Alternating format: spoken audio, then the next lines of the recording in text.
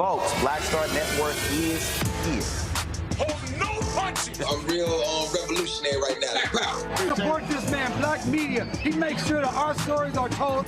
Thank you for being the voice of Black America, Roland. Stay black. I love y'all. All momentum we have now, we have to keep this going. The video looks phenomenal. See, there's a difference between Black Star Network and Black-owned media and something like CNN. You can't be Black-owned media and be scared. It's time to be smart. Bring your eyeballs home.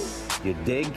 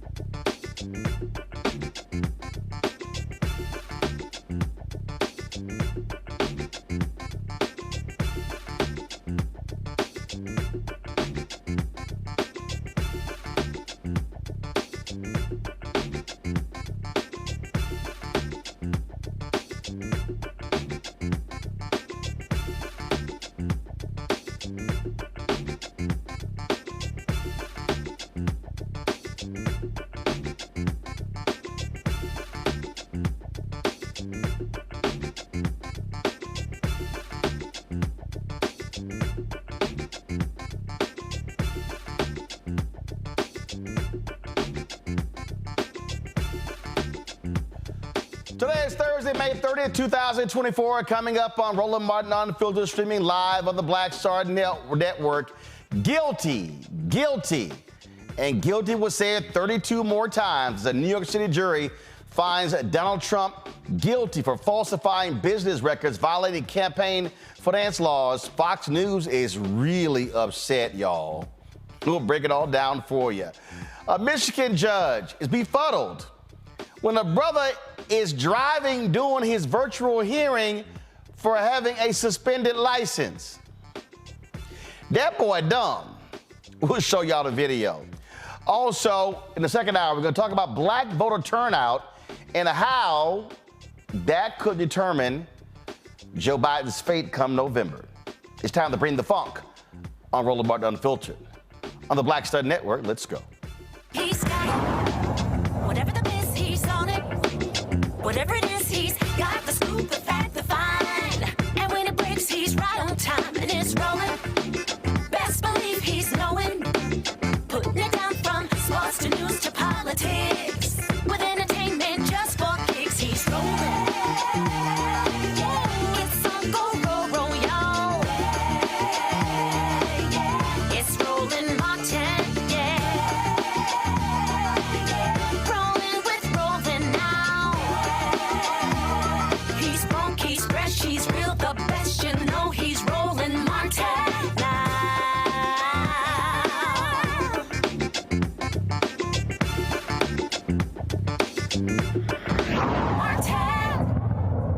For years, Donald Trump has gotten away with all of his law breaking.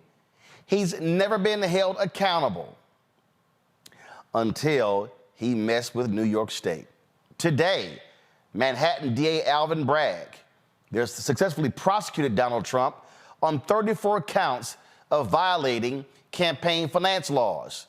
He was trying to hide hush money payments to porn star Stormy Daniels, who he cheated on with his wife after she had a baby.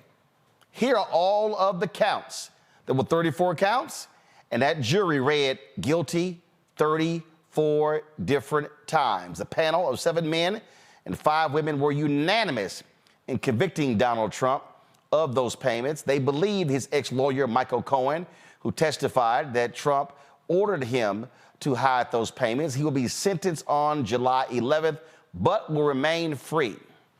Michael Sozan, a senior fellow at the Center for American Progress Action Fund, joins us right now. Also, my panel, Reese Colbert, host of the Reese Colbert Show out of Sirius XM Radio out of D.C., Dr. Greg Carr, Department of Afro-American Studies, Howard University, also out of D.C., Lauren Victoria Burke, Black Press USA out of Arlington, Virginia. We'll be joined shortly by attorney Scott Bolden, a regular legal analyst on our show as well. So this was quite the interesting day here, Mike. And of course, Trump never held accountable for his actions. Today, he is now a convicted felon. That's right. Thanks for having me on, Roland. I mean, that I think is the big headline here. This is a huge day for accountability and the rule of law. I mean, we are a nation where no one is supposed to be above the law, not even a former president. And as you said, these were unanimous verdicts, guilty on all 34 counts. This was a case that some people said from the beginning was going to be too tough to prove, but I think that the DA's team did an excellent job. Donald Trump had every opportunity to present his case. The judge was fair-minded. Trump tried to bend the rules along the way and was found in violation of a gag order 10 different times. He could have taken the stand if he wanted to set the record straight, as he says. He's still saying it's rigged. But this is a big day. It's a sober day as well. It's not really a cause for celebration. I mean, this is the first time that a president or a former president has been convicted of crimes. But this is a big day for accountability in this country and for this democracy. Well, the thing that jumps out at me, again, the sign above the Supreme Court says equal justice under law. And the reality is this here. Republicans, they don't believe that. They have defended this man. I mean, I was driving in, listening to Sirius XM Radio, and oh Lord, the Fox News. There wasn't a single person on Fox News who was presenting a fair and balanced perspective on this. It was all kissing up to Trump. Janine Pirro, she said, "I've been in this system 32 years, and I'm just so disillusioned today." Really? Really? It was clear. First of all, I got to keep reminding people, Michael Cohen was prosecuted by the Trump Department of Justice for the same crimes. His lawyer. So to act like, oh, that was good, but prosecuting him is bad, that's crazy. Yep, that's right. And I was tuned into Fox News a little bit after the verdict as well. As I was going through the various channels, and you're right, they're already trying to reaffirm what Trump is saying, that this is a rigged system, that this was a rigged trial from the beginning, and that, as always, they're saying that this was coordinated somehow with Joe Biden, and that this is in some ways Joe Biden trying to interfere with the election that he allegedly feels he's going to lose. So he's got to resort to these tactics. But there's no evidence for any of that. We see right through that. And so it's another example of how so many people in this country live in two media ecosystems, and they can look at the same set of facts and reach wildly different conclusions. But I think that the majority of Americans, especially those who haven't chosen a side, who are open to facts and law and fairness and justice, are going to see this verdict. And I think many of them are going to have a real problem supporting Donald Trump, voting for Donald Trump in the November election. This is just a real watershed moment, and I think and I hope that for the good of democracy, that Americans are going to take a really good look at this verdict.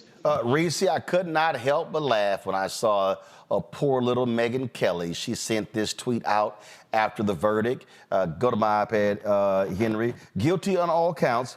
The country is disgraced. Alvin Bragg should be disbarred.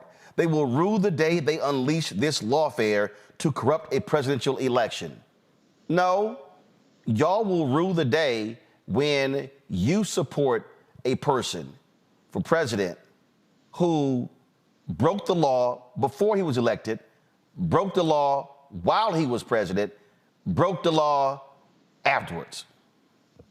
Yeah, first of all, this conviction means that, in a sense, the 2016 election was stolen, because this relates to essentially what amounts to election fraud. And people knew that he was out there screwing porn stars while his wife was pregnant. His ass probably wouldn't have won. Okay, he wasn't that good of a candidate. All right, and so the whole notion that this is some sort of injustice as it relates to this election, when they had 20 crazy motherfuckers who have the same positions as Donald Trump running for president, including governors, former governors, senators, and all kind of shit. They could have picked any one of them, and he was on trial. He was indicted during the entire campaign season. They could have picked any one of them. This is y'all horse. Y'all chose to ride it right off into the damn sunset with his 34 now convictions. As far as the notion that we shouldn't celebrate today, hell yeah, I'm celebrating today. Are you kidding me? For what? You have a powerful, wealthy, questionably wealthy white man who is being held to the same system that he has celebrated and he has perpetuated in terms of one of his first orders of business was getting Jeff Sessions to increase the penalties for things like weed. Hell yeah, I'm celebrating the same motherfucker that took out a full-page ad to call for the death penalty for teenagers who were wrongfully accused, the exonerated 5. Hell yeah, I'm celebrating. I don't know if you're going to go to jail, probably not, but today is a day to celebrate for me.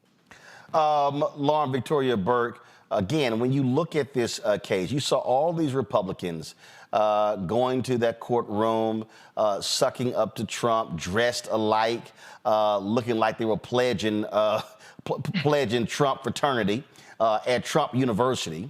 They all had to be hazed into doing that, defending him. And it's just, I mean, again, you listen to the whining and complaining and you go, really? I thought y'all were the law and order crowd. Yeah, certainly they're law and order until, of course, law and order arrives at their door. I mean, it's understood that the justice system in this country is not equal. I will say, though, this is not my favorite case. This is not my favorite Trump case at all. The election interference case, in my view, is the best of the cases that have been presented. I wish these prosecutors had organized this a little bit differently because I actually thought this was the weakest case. So I guess I sit here surprised that he was. But you say organized, but the election interference, that's Georgia. That's a Georgia state case. This was a New York state case. Then you have the federal. So the reality is you can't organize state and federal cases. Perhaps not, but when you're dealing with a former president of the United States and you understand that that's an unprecedented situation in American history, it might be wise to pick your cases and pick the order of the cases in a way that represents those facts and this historic moment. It is a huge moment, to say the least. And it will be interesting to see what the polls reflect from this. It will not surprise me if he benefits in some way from this, because we have seen the fact that his side really doesn't care about these types of things. And so where does that land in terms of what happens at sentencing, which happens right before the Republican convention? His side, of course, is making him the avatar of injustice, whether we agree with it or not. That's what they're doing. They're making him the avatar of injustice. And I'm uncomfortable, frankly, with, and as somebody who grew up in New York and can remember Donald Trump when I was like in high school. He's been around for a long time. And I understand that this case is very specific to the Stormy Daniels situation. But when I read the individual accounts about invoices and very, very interesting things that I suspect that Alvin Bragg has not brought up before. Of course, Alvin Bragg hasn't been in office for very long. But I would say that of all of the cases, this to me was sort of the most, I wouldn't use the word frivolous. These things are against the law, and the law is what it is. But I'm uncomfortable because I do see a pattern, a growing pattern of using our legal system as a political device, as we saw with Marilyn Mosby, and I think we saw it with Andrew Gillum as well. All of a sudden, Andrew Gillum is being brought up on charges. So there's a little tit for tat going on here, whether we agree with this verdict or this set of verdicts or not, that I think gets us in sort of a dangerous back and forth in our politics, which are already extremely contentious. But Greg, here's the deal. You've always had political. You've always had politicians that have actually been tried for a variety of reasons. Right now, Senator Robert Menendez is on trial in New Jersey. There have been mayors, county commissioners. Hell, I spent 6 years in Chicago, and damn near everybody there is on trial. The reality is this here. It should never matter if you're running for president.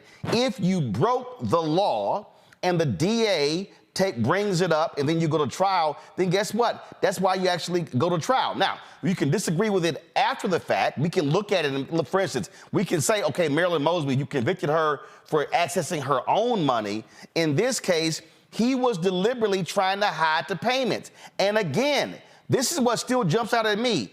His own Department of Justice prosecuted his own lawyer for the exact same thing. Now, had his DOJ said they're not going to prosecute Michael Cohen for what he did in this case, okay, now I hear your argument. But they did. It just came back on him. It's true. I have to agree with Lauren, though. I mean, African people in this country, in the United States, are so hardwired to not expect, to understand how the law works. In other words, it's not about what's right and what's wrong. It's about power. It's about influence. It's about wealth.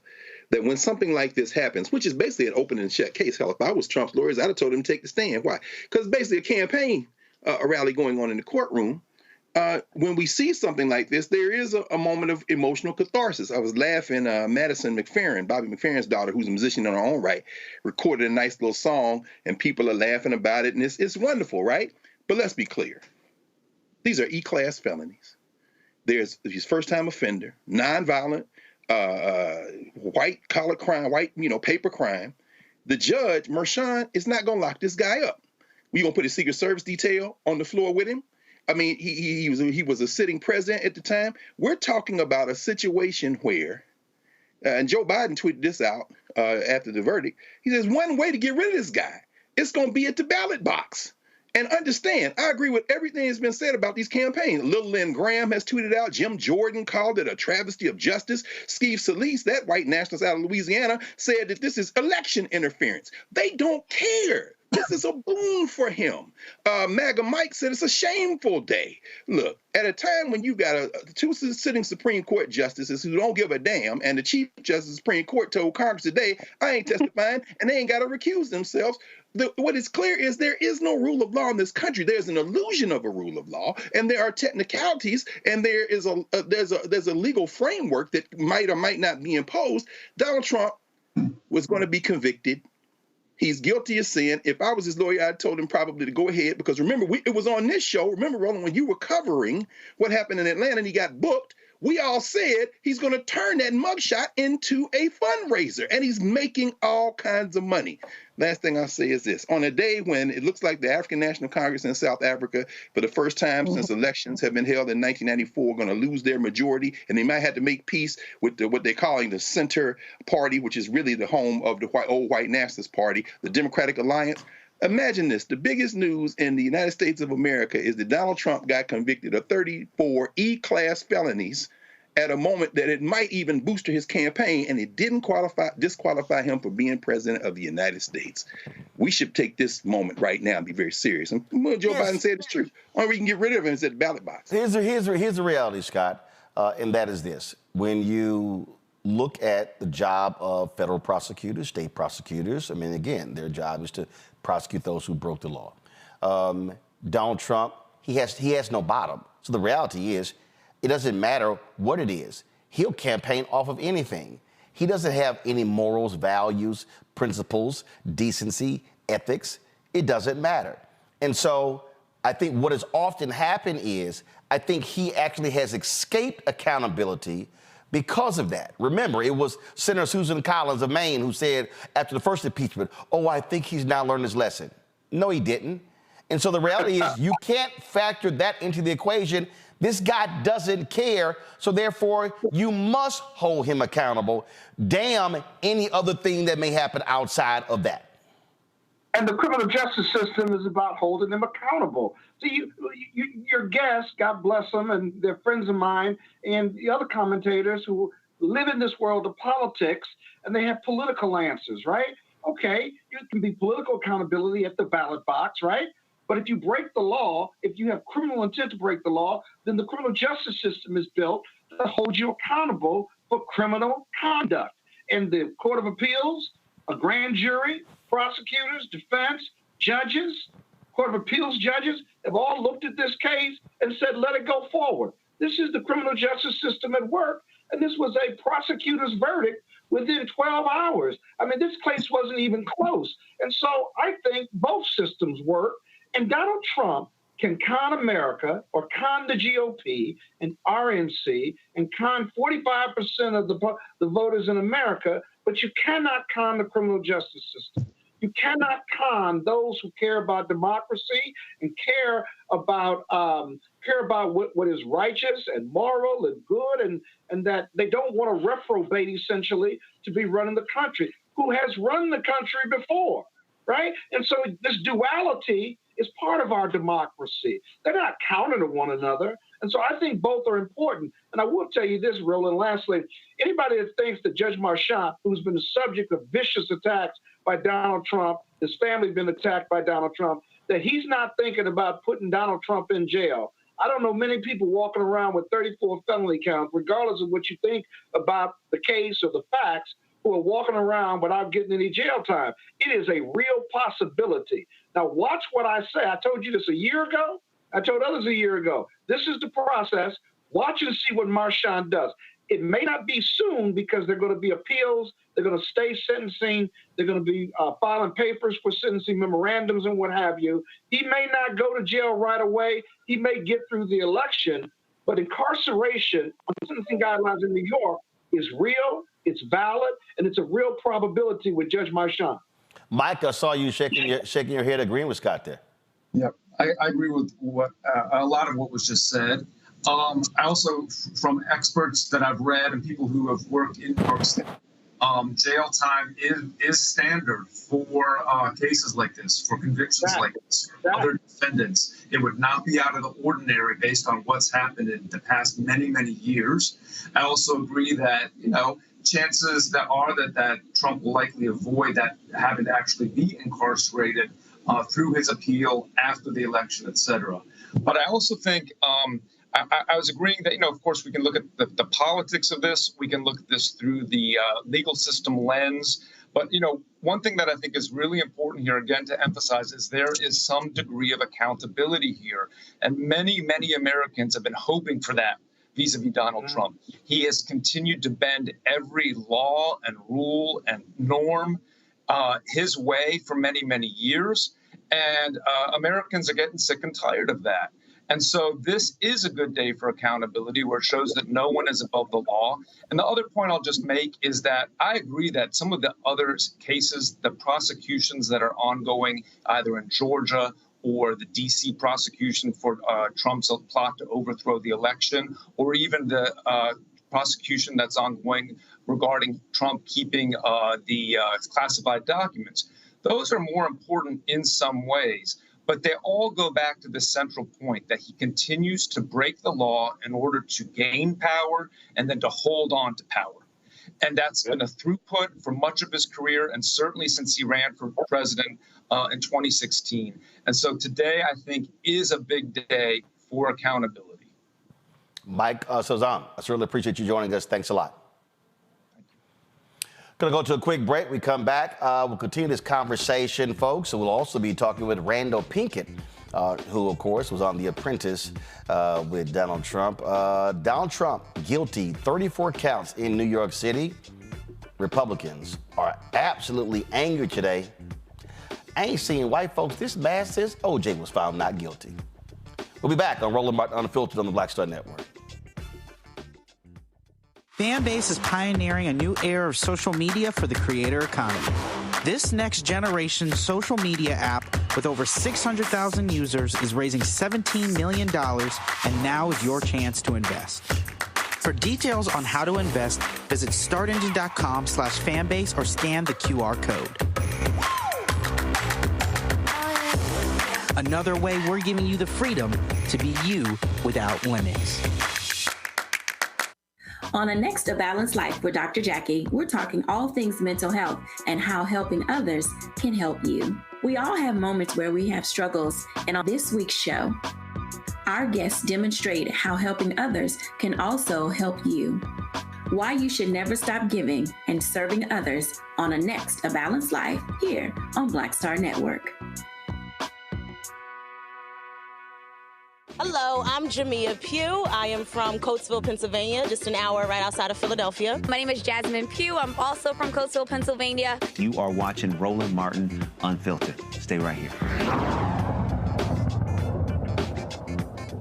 He cheated on his wife with a porn star. He cheated his business by making fraudulent payments to keep her quiet. And he cheated in the election by never disclosing those payments. Now, Trump is a convicted felon after being found guilty by a jury of his peers for falsifying business records, covering those payments up, and committing a campaign finance violation.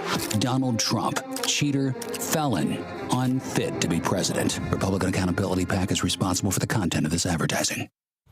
That right there, folks, was from the Republican voters against Trump. They have been very vocal when it comes to Donald Trump. Also, I was looking at this here, and you know it. The folks of the Lincoln Project, they don't waste any time. Watch this. Donald Trump found guilty on all 34 counts of falsifying business records in the first degree. You're a criminal, Donald. That's what the jury said. Not the deep state, not the Democrats, not the Biden administration. A jury, regular people who saw the evidence and felt sick. You're a criminal, and you did it to yourself. Nobody's ever seen anything like this. It's a shame. Your defense was weak because you're weak. They had no argument because there is no argument. You were too scared to testify because you knew Donald. You know. You're guilty. Guilty as sin. Guilty as charged.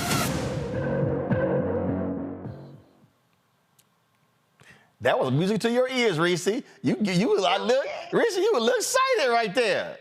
That was some good shit. Listen, I know that I'm not the gravitas person on the panel, so I will fly that flag today. I'm going to wear that hat, and I'm going to wear that cape. I am the low down in the gutter-ass person on the panel, and today is one of those days where I think I come in great handy. Because at the end of the day, we don't need to take cues from Republicans. Republicans will exploit anything. They'll make some shit up to exploit. So the whole idea that we're handing something to Republicans, handing something to Trump, I don't buy that. Because they don't have to be handed anything. They will do whatever it takes. There's no law they're unwilling to go in order to maintain power, maintain their grip on power. And so what the Democrats need to do is take a cue from that ad and remind people that you are facing a president, okay, Joe Biden, he tripped over a sandbag, whatever. You are facing the choice between a now 34 times convicted, and a win is a win. I don't give a damn if he was convicted of 34 traffic tickets.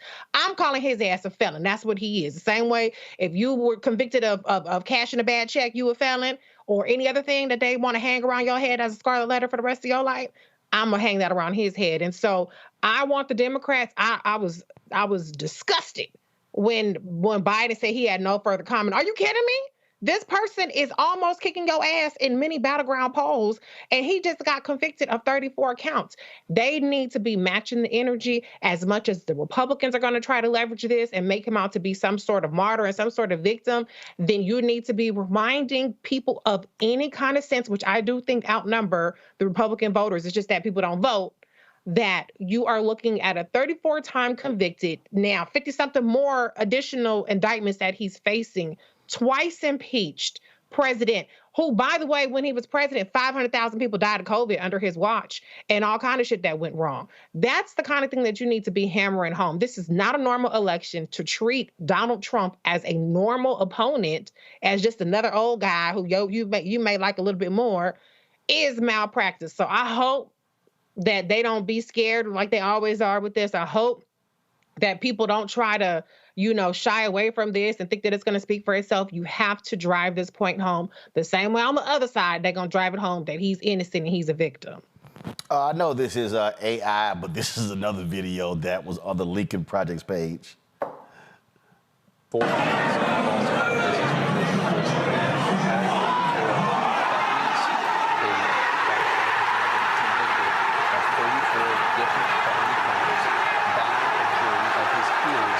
See, here's the thing, and this is why I think also this is it's absolute karma, Lauren, because I have watched folks on the right. I have watched them just say everything. I've watched their actions. I mean, I'm looking at the pathetic Lieutenant Governor of Texas, Dan Patrick. I have watched this man. I watched them last week celebrate the release from prison via a pardon of a racist white man who killed a white Black Lives Matter protester. And they talked about and gave him his gun rights back. That's right. And they talked about, how this was important and this man stood his ground. Yet today, here's the same Dan Patrick. Here we go to my iPad. Today's guilty verdict against President Trump is an absolute travesty of our judicial system. There was no crime, and the prosecution's star witness was a convicted liar and an admitted thief. The judge was biased against President Trump throughout the entire trial. This will be reversed at some point, but the Democrats got what they wanted, to prosecute and persecute a man they know they cannot beat in November. If the justice system can do this to a former president, it can do it to anyone in America. That should frighten every American. New York and Biden have turned our country into a third world style justice system that goes after political opponents like you see in Russia or North Korea. It's a sad day for America. He is defending somebody who has said if he's elected again, he is going after his political opponents. He is defending a man who said, if I get elected, I will unleash the IRS against my political opponents, who literally argued in court that a president can have a political rival assassinated. I want them to feel all this damn pain because again, these people have no bottom. Mm-hmm. And if you got to get his ass by any means necessary. Especially because again, the bottom line is you can't just keep letting somebody flout, and go, look at all Democrats. I don't know how people gonna react if we go after him. Y'all don't say it to nobody black. You ass break the law. It's black. Who's the brother? Sat in Rikers Island for 3 damn years, accused of stealing a backpack, and they got Haley Browder. Right. So I don't give a damn about this punk ass getting convicted. You go after fools like this because you know what? They ain't got no problem going after other people. Yeah, I mean, the double standard and hypocrisy is not breaking news. I mean, we've known that the entire time. They don't apply the rules to themselves. We understand that. But I don't know that the real victory here is about, 34 invoices involving Michael Cohen. The real victory is what happened. They got Al Capone on tax evasion and he murdered people. Yeah, okay. So this guy is running for president, is going to be the Republican nominee, and in 159 days, we find out where the real victory is. The real victory is who gets elected president of the United States. You damn right. 159 days. And so, if this verdict feel good, and I'm sure it does feel good for a lot of people, and that's fine. By the letter of the law, what Alvin Bragg has done here is accurate. I'm not arguing that. What I'm saying is, there's 2 things. One is the obviously more serious case is the election interference case, where we had a bunch of lunatics show up at the United States Capitol in an effort to block the certification of a presidential election. Okay, but Lauren, that's the more serious. But Lauren, that's the more serious case. Obviously, that's the more important case. If you read the counts, if you read the 34 counts, when is that going? But here's the deal, though. Okay, that's the more important trial. Great. I'm glad. But Lauren, here's what I'm confused. What I'm saying is, no, hold on, wait. Hold on one second. I gotta ask you a question. You say that's the more serious deal. Here's the reality. If you broke the law in multiple ways, Okay, and there are multiple trials. Okay, you can rank them 1, 2, 3, 4. You can say the Letitia James case wasn't that big of a deal. It was. So this notion that what's more serious compared to this one is irrelevant if you broke the law. That's what I just said, Roland, if you were listening. What I said was, it's great. He broke the law. The letter of the law is what it is. Alvin Bragg is correct on that. What I am saying is that these cases, when you have someone who was the president of the United States who is about to be on the ballot for a second time, who has a chance, who has, I think, a fairly good chance of being reelected, one would think that somebody, Merrick Garland, Alvin Bragg, Tish James, whoever that might be, may want to pick the most serious case to adjudicate. They can't, Lauren. They can't. Merrick Garland.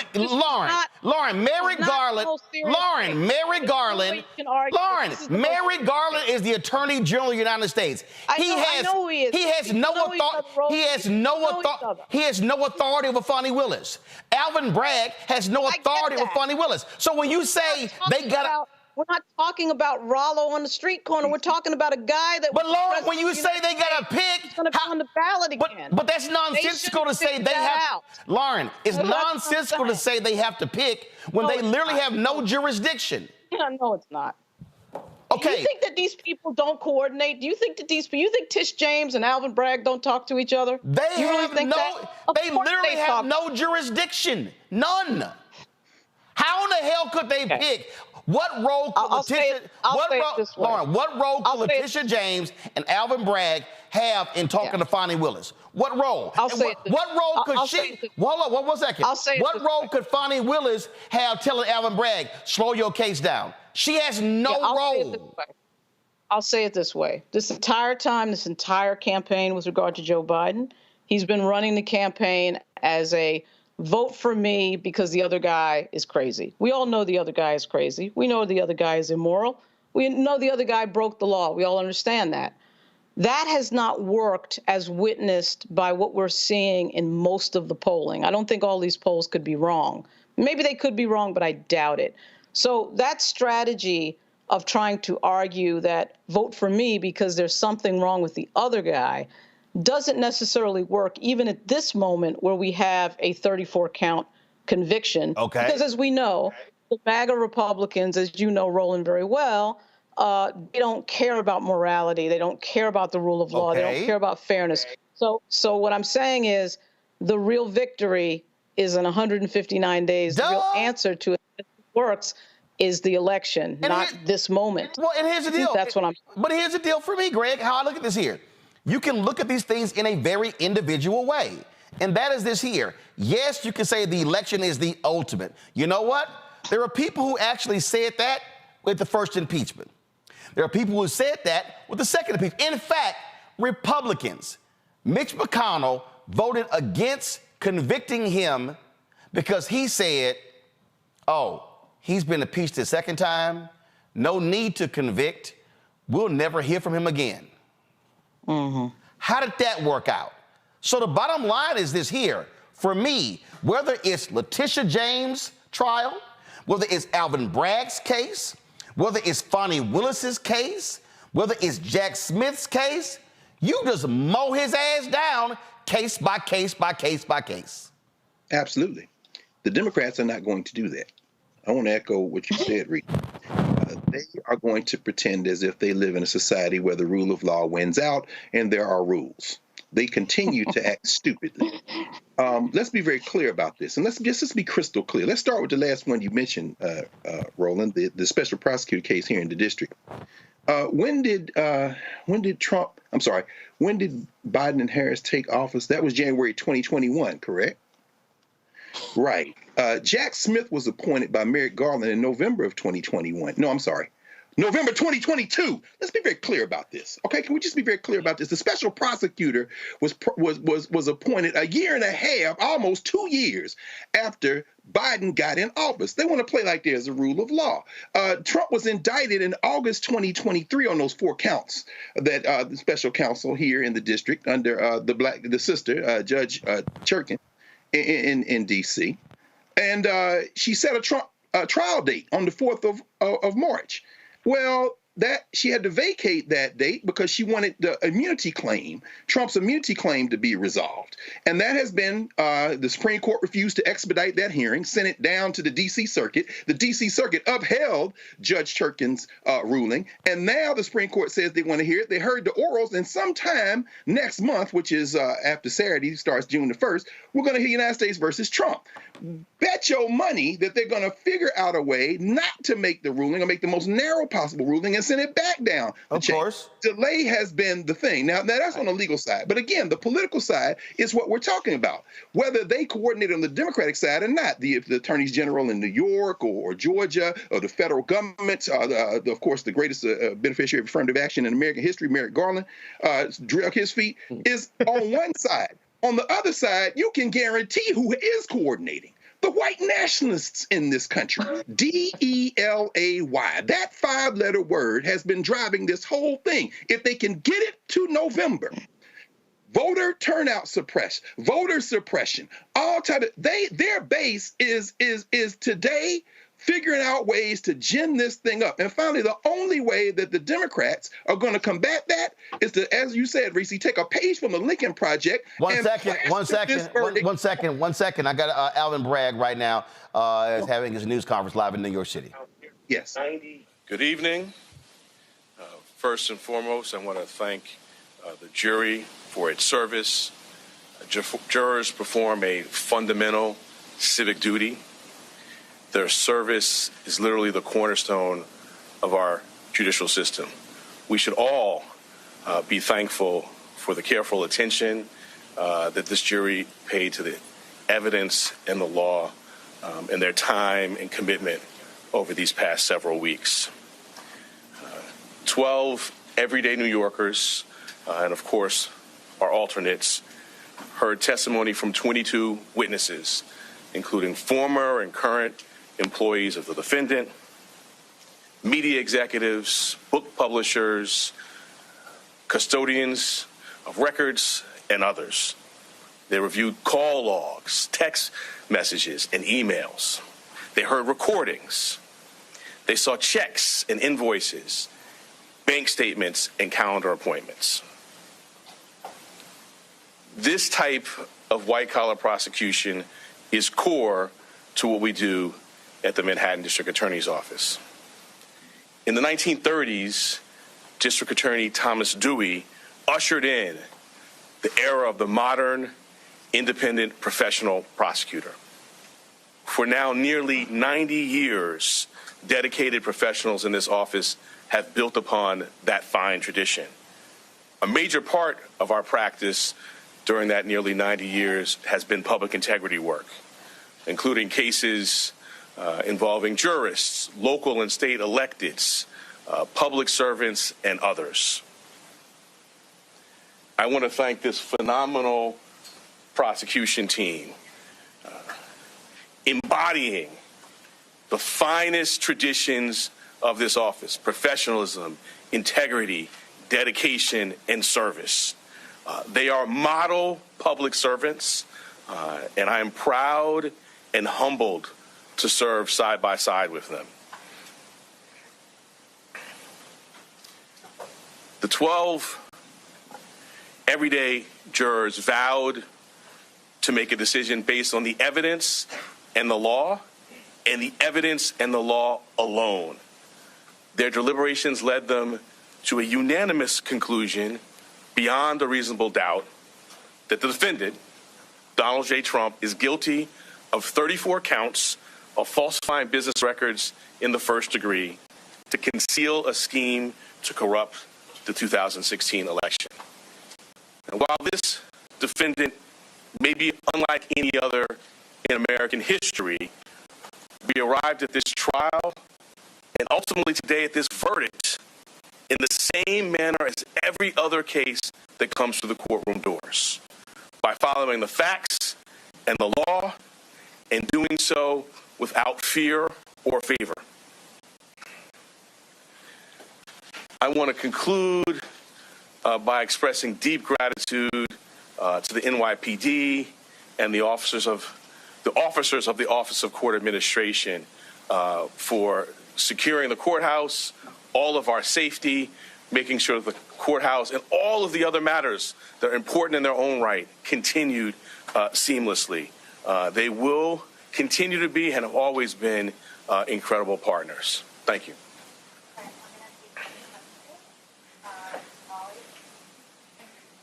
And do you plan to request a prison sentence for this conviction? That Donald Trump's multiple violations of the gag order that was in place should factor into that request at all? The judge scheduled a sentencing for July 11th. We will speak in court in that time. He also set a motion schedule.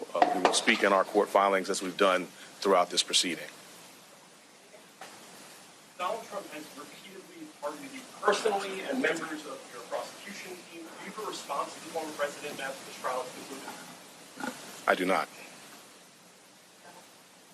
In February, you decided not to bring a case against Donald Trump. You criticized that. You criticized when you indicted him in March 2023. You criticized when people really started to understand that case. How do you think of all that now, seeing the results of that? Can you kind of put that in context with your personal history? I did my job. Our job is to follow the facts and the law without fear or favor. And that's exactly what we did here. And what I feel is just gratitude to work alongside phenomenal public servants who do that each and every day in matters that you all write about and make the press, and in lots of matters that you don't. I did my job. We did our job. Many voices out there. The only voice that matters is the voice of the jury, and the jury has spoken. Last, Mr. Steinglass, many people said the prosecution was masterful and flawless. Just want to know how you feel at this moment. Sorry. I'll let you, how do you feel? Mr. Steinglass, I think some of you probably saw him speak for a little bit the other day. So he's done his job, as has this team. And he just told me, tell him how I feel. I think you said that. I will just say enormous gratitude. You know, our system, I talked about the jurors at the beginning of my remarks. We have a phenomenal system. 12 everyday New Yorkers. They listen to the judge's directions. They follow the evidence. You saw them in court every day. They were careful and attentive. And so I feel deep gratitude to work alongside them, to be a part of this system. And I just want to echo that this is what we're doing every single day. I mean, during this trial, just this week, right, a ghost gun indictment, Grimaldi's wage theft plea resolution, sex crimes, convictions, all sorts of work that's being done by phenomenal public servants. So we're before you today on this obviously consequential matter, but this is what we do every day. We follow the facts and the law without fear or favor. If a jail sentence is in the cards, it is likely that Trump and his attorneys would seek a stay on enforcement of that sentence pending appeal. If that were the scenario, would your office object to staying the sentence? I'm going to let our words in court speak for themselves when we get to the sentencing matter. I'm not going to address hypotheticals. They raise arguments, we'll respond. And I think your question really underscores an important point. This is an active, ongoing matter, right? We have other phases of this going ahead. We will continue to do our speaking about this matter, about issues like that in court. All right, last one. From day one, kind of the viability of this case has been questioned in all sorts of media outlets, all over the place, including from the defendant himself. Can you respond to any of that, how you feel now that you've gotten the conviction? So my response, again, is I did my job. And I think particularly I talked about the history of the office. My personal history, I started as a prosecutor in 2003 in the Public Integrity Unit in the New York State Attorney General's office. I served also in the Public Integrity Unit in the Southern District of New York. These are kind of cases I've done personally, and it's a hallmark of the tradition of this office that I'm proud to lead. And I don't want to go into the whole body of litigation, But we now have a federal court decision ruling on the legal theories.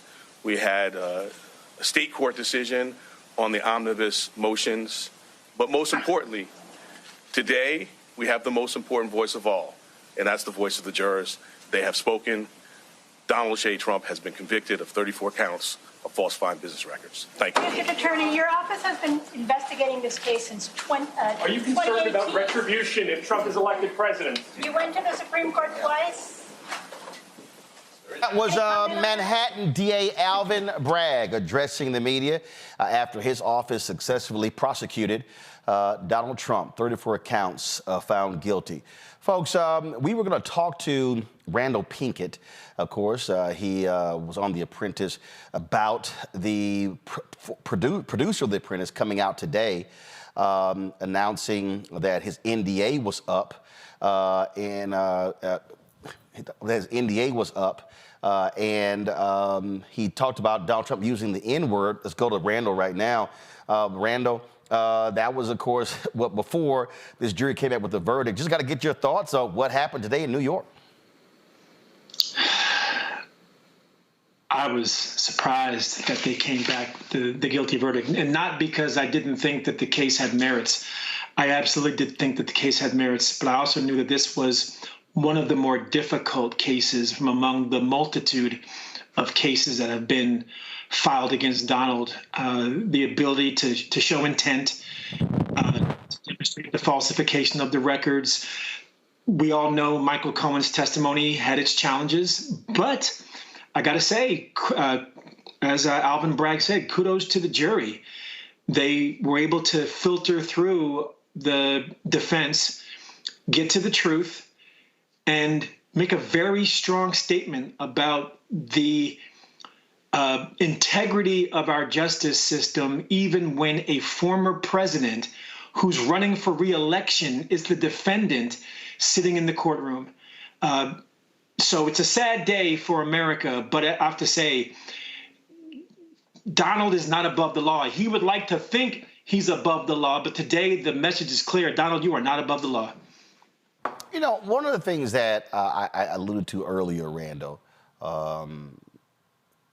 how this man has abused small business owners, people who did business with him, and then he refused to pay them, told them, oh, you can sue me, I'll run you into the ground, paid pennies on the dollar. His voters didn't care about that when he ran in 2016. He has said, I could shoot somebody on the Fifth Avenue and it doesn't matter. And they proved time and time again. And I think what has happened is, I believe that other people, as a result of that, have said, you know what, there's something we really can do because it's not going to matter. This to me is where I believe the law is totally different. This to me is where it's, as you heard Alvin Bragg say, no fear, no favor. Bottom line is, if you broke the law, we prosecute you. We can't think about, this may get his people excited. This may get them fired up. Frankly, if you're a prosecutor, you can't be thinking about, what President Biden is going to think. Bottom line is, that guy did it, and you go after them and you hold them accountable. No, you're absolutely right. I mean, flip that on its head. I mean, jurors weren't afraid of riots when Michael Brown's murderers were acquitted. I mean, the job of the jury is to focus on the evidence and focus on the facts. And that's exactly what they did. You know, Trump has long behaved in a way that was in many ways disrespectful to the office of the presidency, to the laws of our country.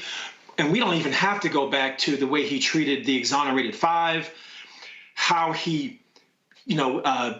looked down his nose at housing discrimination cases. I mean, the list just goes on and on and on.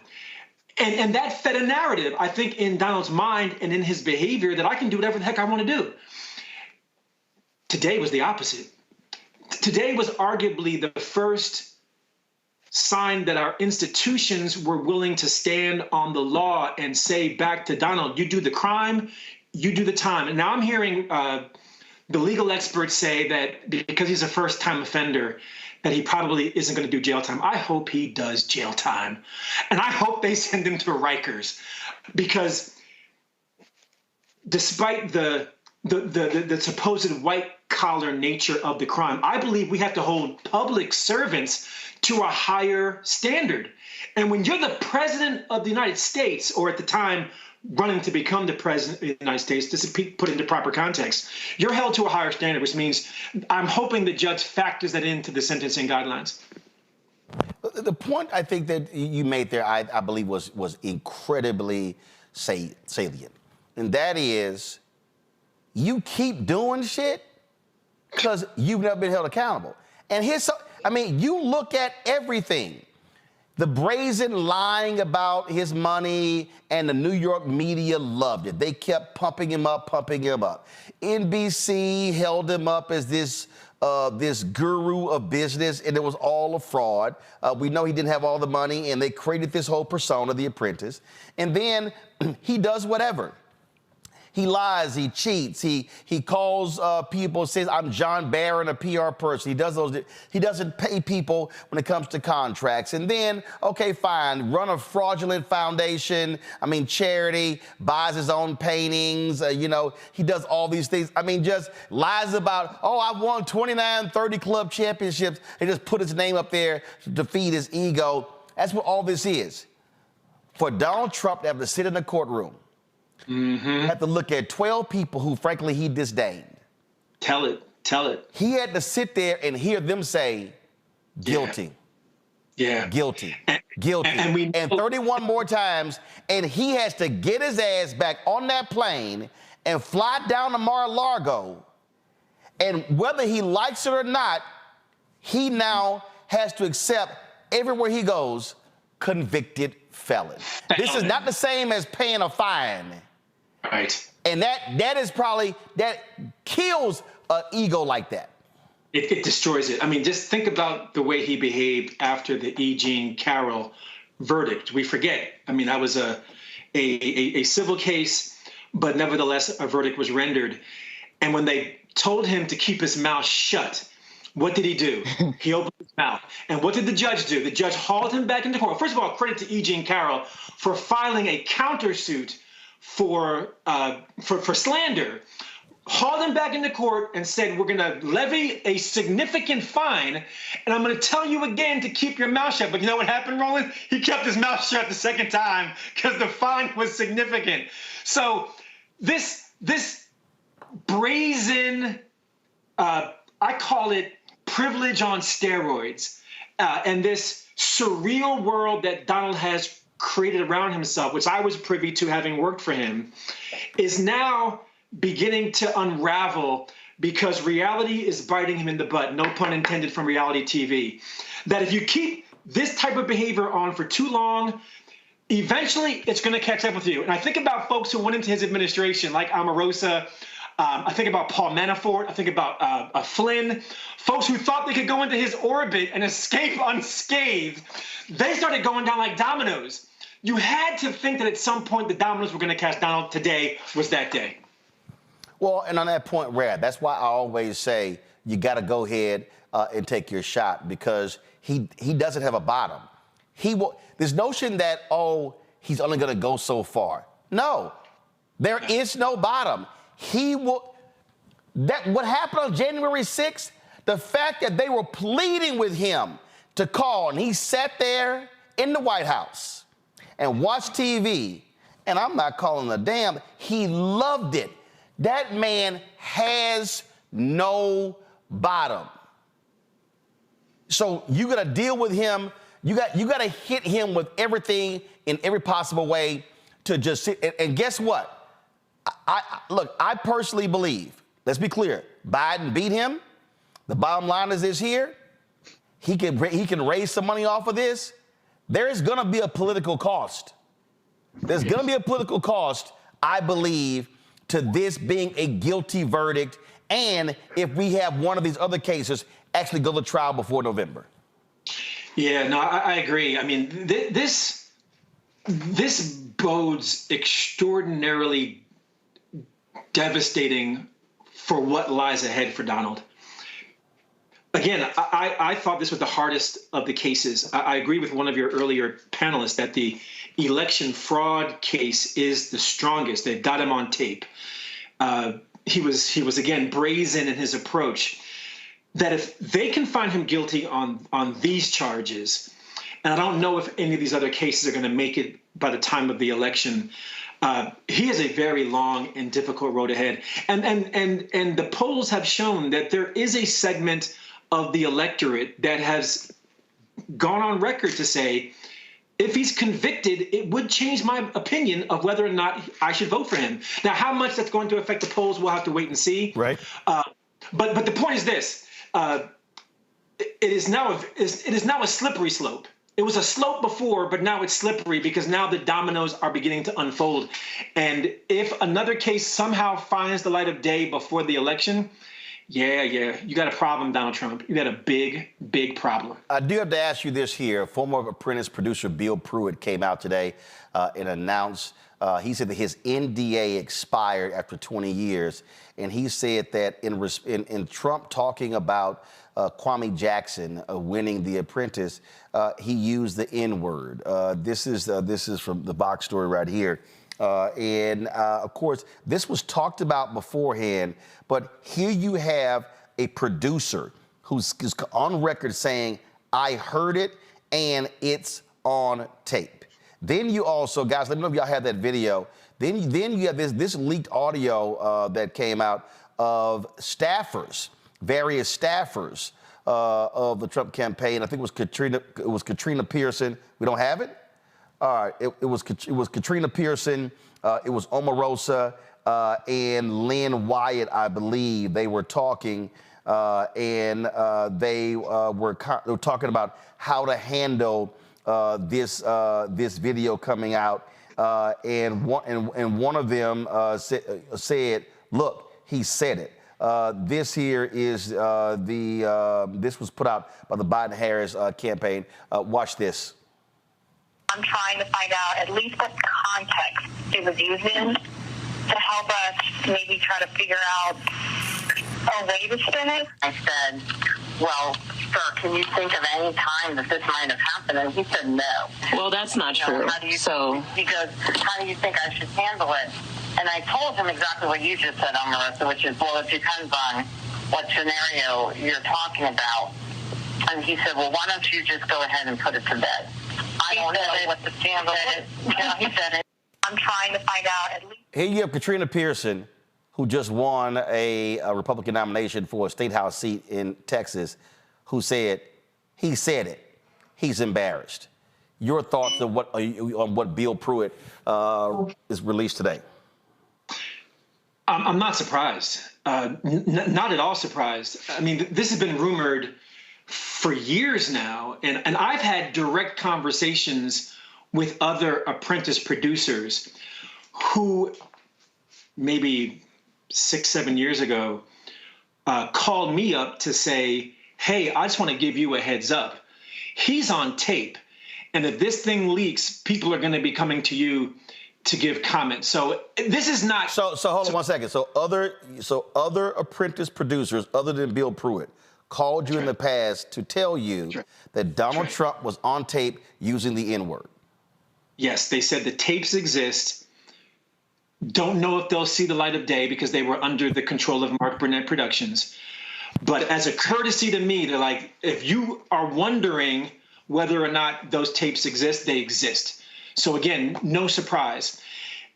And even when I think about my finale from The Apprentice, and you know this story as well as anyone, some of your listeners may not recall, you know, there were 7 seasons of The Apprentice. There were 3 before me, because I was season 4, and there were 3 after me. The first 3 winners were white. Season 4, first only black winner, you're looking at him. Season 5, 6, and 7, all white winners. I'm the only winner across all 7 that he asked to share the title. Now, putting that out of context with what Bill Pruitt has shared, it begs the question, well, why would he do that? If I give Donald the benefit of the doubt, I say, well, that was racially insensitive, Donald. But I don't give him benefit of the doubt. So I say it's racist. Well, people say, well, where's your evidence? Well, now Bill Pruitt comes forward and says, well, season 1, Kwame Jackson and Bill Rancic, you had another white and a black in the finale. What does Donald say? Well, here's the receipts. We don't want to see an N-word win The Apprentice. Well, how will America react if an N-word wins The Apprentice? Which completely explains why when Randall Pinkett emerges in season 4 as the objective winner who he can't deny, he then says, well, how can I undermine the victory? Because I can't not have Randall win. The dude's undefeated. He has the best team record. Everyone here is voting for Randall to win. So what do? Ask him to share the title with the white runner-up. I was insulted then. I'm insulted now. And for all those who said, oh, Randall, you're a sore winner, you should have shared. Really? Listen to what Bill Pruitt said after his NDA expired. Bill Pruitt only had the seeds that were planted in season 1 that then germinated for season 4 when I was in the finale. That's what I say. Well, some people are saying, well, that's old news has come out. I think Trump released a statement saying Mark Burnett says the tapes don't exist. Well, now he's going to have to answer to one of his former producers who say the tapes do exist. Yeah. And I give Bill credit because there's a lot of people in the Apprentice circles who are definitely afraid of speaking out against Donald. You'll recall I did a press conference when Donald announced his candidacy for president and recruited, or I should say tried to recruit, other former Apprentice contestants to stand with me in denouncing his candidacy. And only 7 of us, only 6 were willing to stand with me. Kwame Jackson, Tara Dowdell, Marshawn Evans, Surya Yalamanchili, and James Son, and then Brother Kevin were the only folks who had the courage to stand up and denounce Donald's candidacy. Again, history will prove that that was the right thing to do because there's never a wrong time to do the right thing. Randall Pinkett, I appreciate it, Frat. Thanks a lot. Thank you, Frat. 06. 06. All right, folks, go to my iPad here. This is the statement from the Biden campaign regarding the use of the N-word. No one is surprised that Donald Trump, who entered public life by falsely accusing black men of murder and entered political life, spreading lies about the first black president, reportedly used the N-word to casually denigrate a successful black man. Anyone notice a pattern? Donald Trump is exactly who black voters know him to be, a textbook racist who disrespects and attacks the black community every chance he gets, and the most ignorant man to ever run for president. It's why black voters kicked him out of the White House in 2020, and it's why they'll make him a loser a second time this November. Greg, I'm gonna go back to you. The thing that is interesting to me is how after the mugshot in Georgia, and then this case here, and all these Republicans, oh my God, he's a political prisoner. They were just sitting here, just going with all of that as if we should all just feel sorry for him. And in fact, let me see if I can find it. I think Molly Beck. Did somebody was this? I think this is what the Trump campaign has already posted right here. I'm a political prisoner, trying to claim political prisoner. Well, first of all, you're not in prison, so I guess he's projecting, knowing what may very well happen to him. But this is the victim game that they play, and I just think look, you go after him, he cannot slide. And I think one of the reasons why we're here right now is frankly because a lot of Republicans, they actually just thought, oh, yeah, he's going to go away. He's going to go away. And no doubt to me, there are Republicans right now in the Senate who are regretting, why in the hell did I not vote to convict his ass? And he is still running. So I hope he burns their entire party down. I hope he takes all of them to hell and back, and then back to hell. Yeah, well, I mean, that's certainly an aspiration, and I would share that. I don't know that any of them would change their vote because they're going to hold their nose, get their tax breaks renewed. You made this point the other night. the people who own them, the Elon Musks of the world and the billionaires who convened at Mar-a-Lago about a month ago, they have an objective. They can hold their nose when it comes to racism and inequality. Hell, they've been doing it since Jamestown. But a statement that we saw, I would have made a few edits. I would have said that Trump is doing what all voters know. I would have taken it out of black. And then I would have said, perhaps in that last paragraph, that's why we will, led by black voters, defeat him in the fall. See, this is the problem. Yeah. Everything we talk about here in terms of democracy, the rule of law, that's very nice. It's very nice. But anyone who has studied more than 15 seconds of American history understands that's aspirational. So if we're going to talk about this seriously, and here I want to be very clear about this, set aside the legal arguments, because it's indefensible what Merrick Garland did and didn't do in terms of Jack Smith. We should have been here 2 years ago. But set all that aside.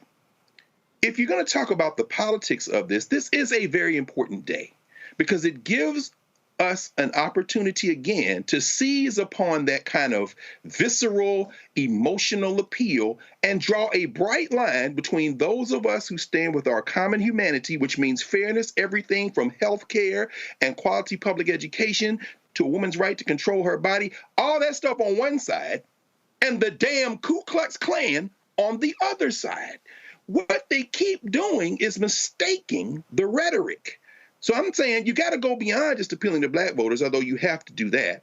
You got to go beyond just appealing to Hispanic voters and targeting, micro-targeting. No, if you want to seize this moment, take it as an opportunity to say, we all stand for decency, and these nuts, including the billionaire-owned people in the Senate, including MAGA Mike Johnson, including the fascists in Texas and Louisiana that are saying now that if you got an abortion pill in Louisiana, it's a controlled substance, and we're going to pardon people who kill white people standing with black people in Texas, you got to say they are all on one side. They do not believe in what we believe. There is no we in this country, and until we don't get that through our heads, this man going to win again, and when he wins in the fall, what did Martin Luther King say? Everything Hitler did in Nazi Germany was legal. If you want, I'm not willing to bet my life and our lives on the aspirational fantasy. At this point, when they go low, we eviscerate them. Exactly what you're saying, and I'm not sure they've gotten that message just yet. Absolutely. This was outside of Trump International Hotel in New York City today. Somebody took to the chalk. Guilty, all 34 counts. Thank you, jurors. I wonder how long they're going to use a water hose to spray that off.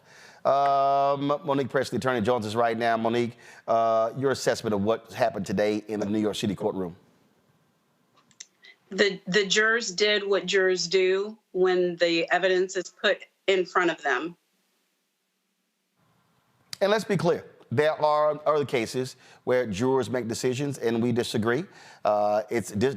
Disagreeing is not a problem.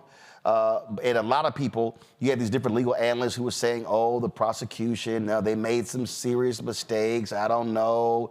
The jury couldn't understand it. Somebody actually posted something, and I got to find it again, where one of the jurors was, here it is, Ryan Sylvie posted this.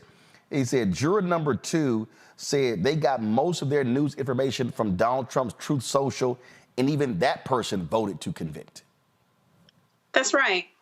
That's right. And that is exactly why I said what I said, Roland. And I think that what happened today, and I've said it any number of times, I still have a good deal of faith in juries and in their ability to come to right decisions based on the evidence presented. Many times when we disagree with something that a jury does, it has more to do with the failings either of the prosecution in a criminal case to put forward the evidence necessary for a conviction, or a defense to be able to rebut that evidence, or in a civil setting for the right amount of evidence to actually get before the jury, and judges have a lot to do with that. But when you get peers sitting there and listening to the evidence, as you're saying now, even ones who like you, even ones who may have voted for you, will listen to the evidence and be like, come on, mans, come on. No, we know you did it. You know you did it.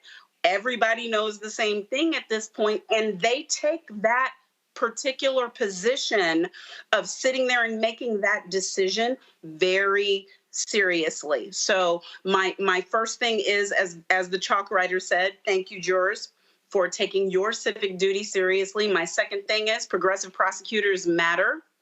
I'm still waiting for all of the expert analysts, for the legal analysts, for the political contributors who never tried a case in their life but call themselves legal analysts, for all the opinion and thought writers who said this is a misdemeanor case, it makes no sense to put it first. They're not going to be able to change the misdemeanors into felonies. What is Alvin Bragg thinking? He should have backed down and let Jack Smith go first. And even after all the other cases ended up bogged down in delays, in motions, and problems, they were still saying, I don't think he's going to be able to convert the misdemeanors into felonies. I mean, we heard everything you could think of that would doubt the decision making of this progressive prosecutor. But at the end of the day, we're 34 up on this one case, which seems to be the only case that is going to go before a jury to actually require Donald Trump to answer for the offenses with which he's been charged. So progressive prosecutors matter. I can't say that without saying, yeah, I've spent the past couple of weeks, 3 weeks, months, however long I've been working, trying to help Marilyn Mosby get justice. A progressive prosecutor.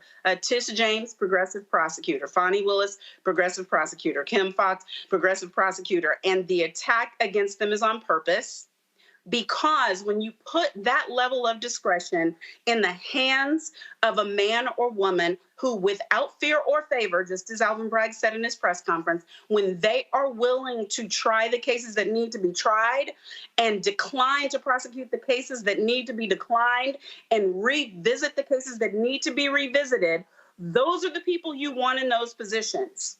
Because yes, the system is weighted in the favor of the prosecutor. I'm not inconsistent in my messaging on that. Prosecutors win most of their cases for a reason, because they don't have to go to trial unless they want to, unless they got the evidence, unless they're sure about it. And that's what I thought about Alvin Bragg this whole time. I've been saying that for whenever, since the grand jury returned the indictments. He'll take that case when he's ready.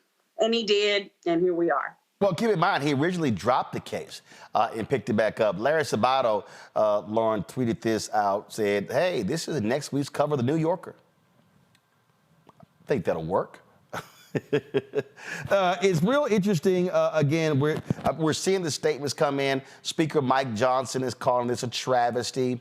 I mean, all of these Republicans on Capitol Hill are just besides themselves, Lauren.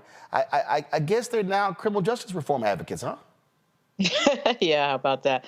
Yeah, I think, what Greg said about the aspirational nature of what our criminal justice system is kind of strikes me in this moment, because even though all these Republicans who talk so much about law and order, like you were just saying, Roland, are now putting out these statements that are anti-law and order. They've been saying, of course, the entire time that, of course, Manhattan and New York is a liberal jurisdiction, so he couldn't get justice. Of course, they tried to change the venue, on and on. So now suddenly they don't like law and order too much. But I mean, I was thinking about what Dr. Carr said with regard to what we already know about this version of the Republican Party. And unfortunately, I think that this moment does not really change that calculus in terms of it adds another huge hulking fact to what we already knew about Donald Trump, which is he thinks he's above the law. He thinks he can get away with anything. And now that he's been held accountable, it'll be interesting to see what the answer is from the political standpoint, which is where I come from in these things. And I think that, it really kind of just adds on to the facts that we already knew about this person and about this version of the Republican Party, which I really think he's already decimated and already destroyed. We don't recognize this Republican Party at all from the Republican Party of about 30 years ago or so. This is an unrecognizable set of people that we're dealing with that don't believe in the rule of law, who say they believe in law enforcement, back the blue and all that, and then they watch their supporters attack police on Jan 6, and then all of a sudden that doesn't matter. So, I mean, the levels of hypocrisy are absurd.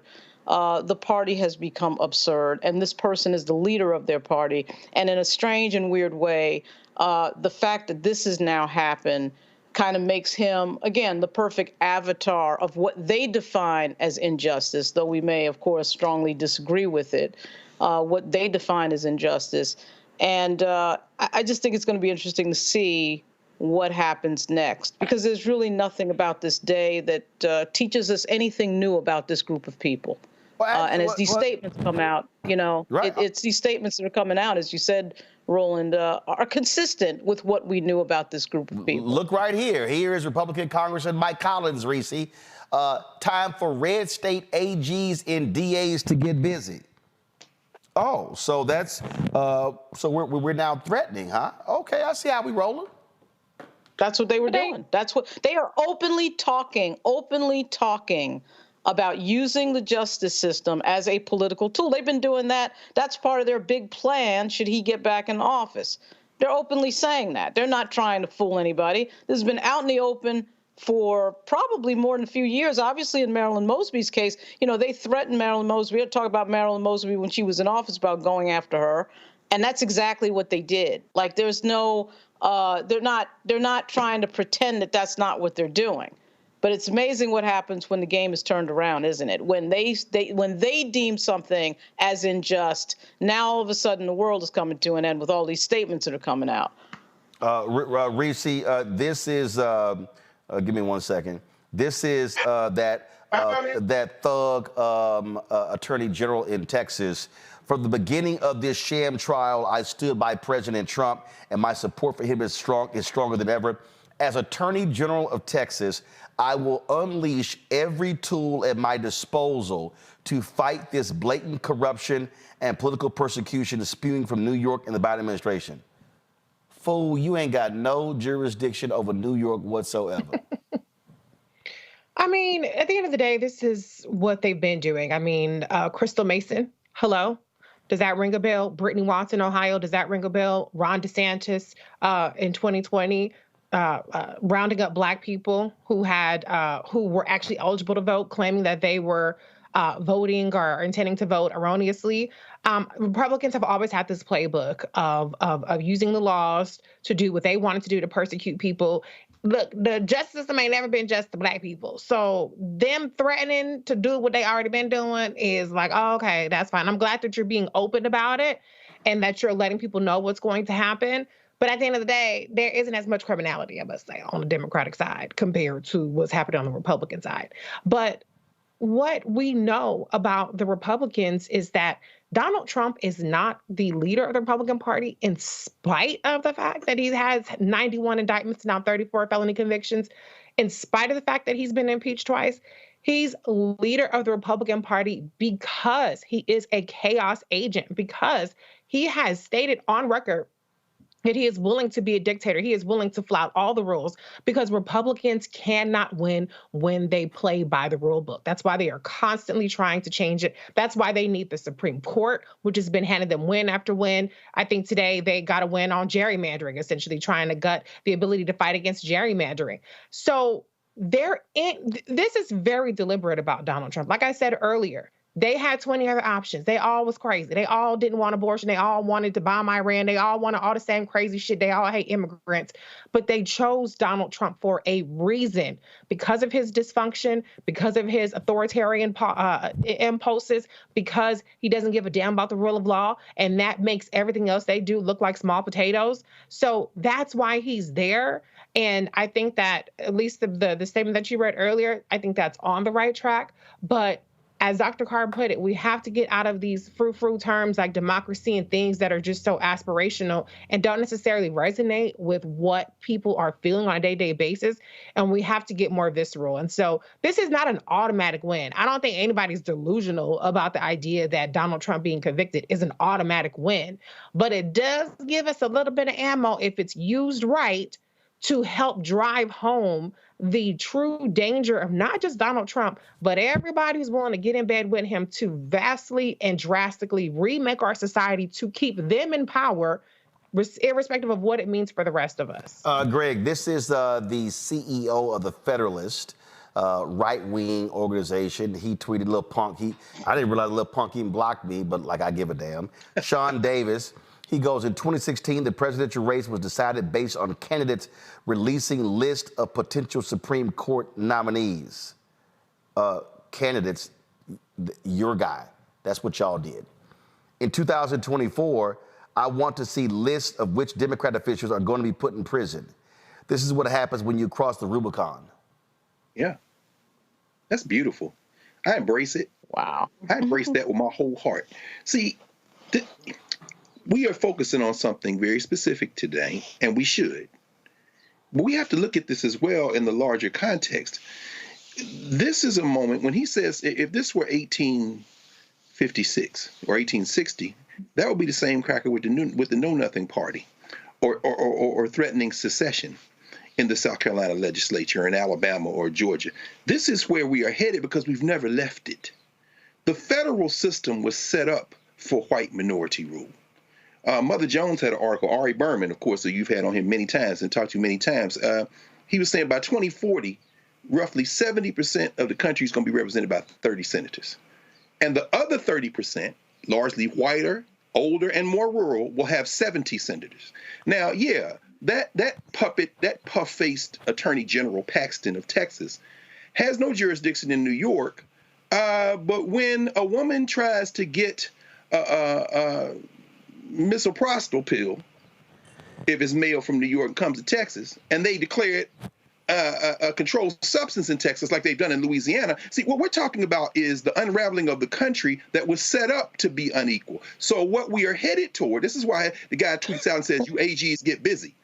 They never believed in federalism unless it could push their agenda. That's why they were lying about abortion, return it to the states. No, what you're trying to do is get control of the federal legislature and then control of the executive. You've already hijacked the judiciary and put a national abortion ban on. Margaret Atwood, writing from Canada, is not off when she writes The Handmaid's Tale.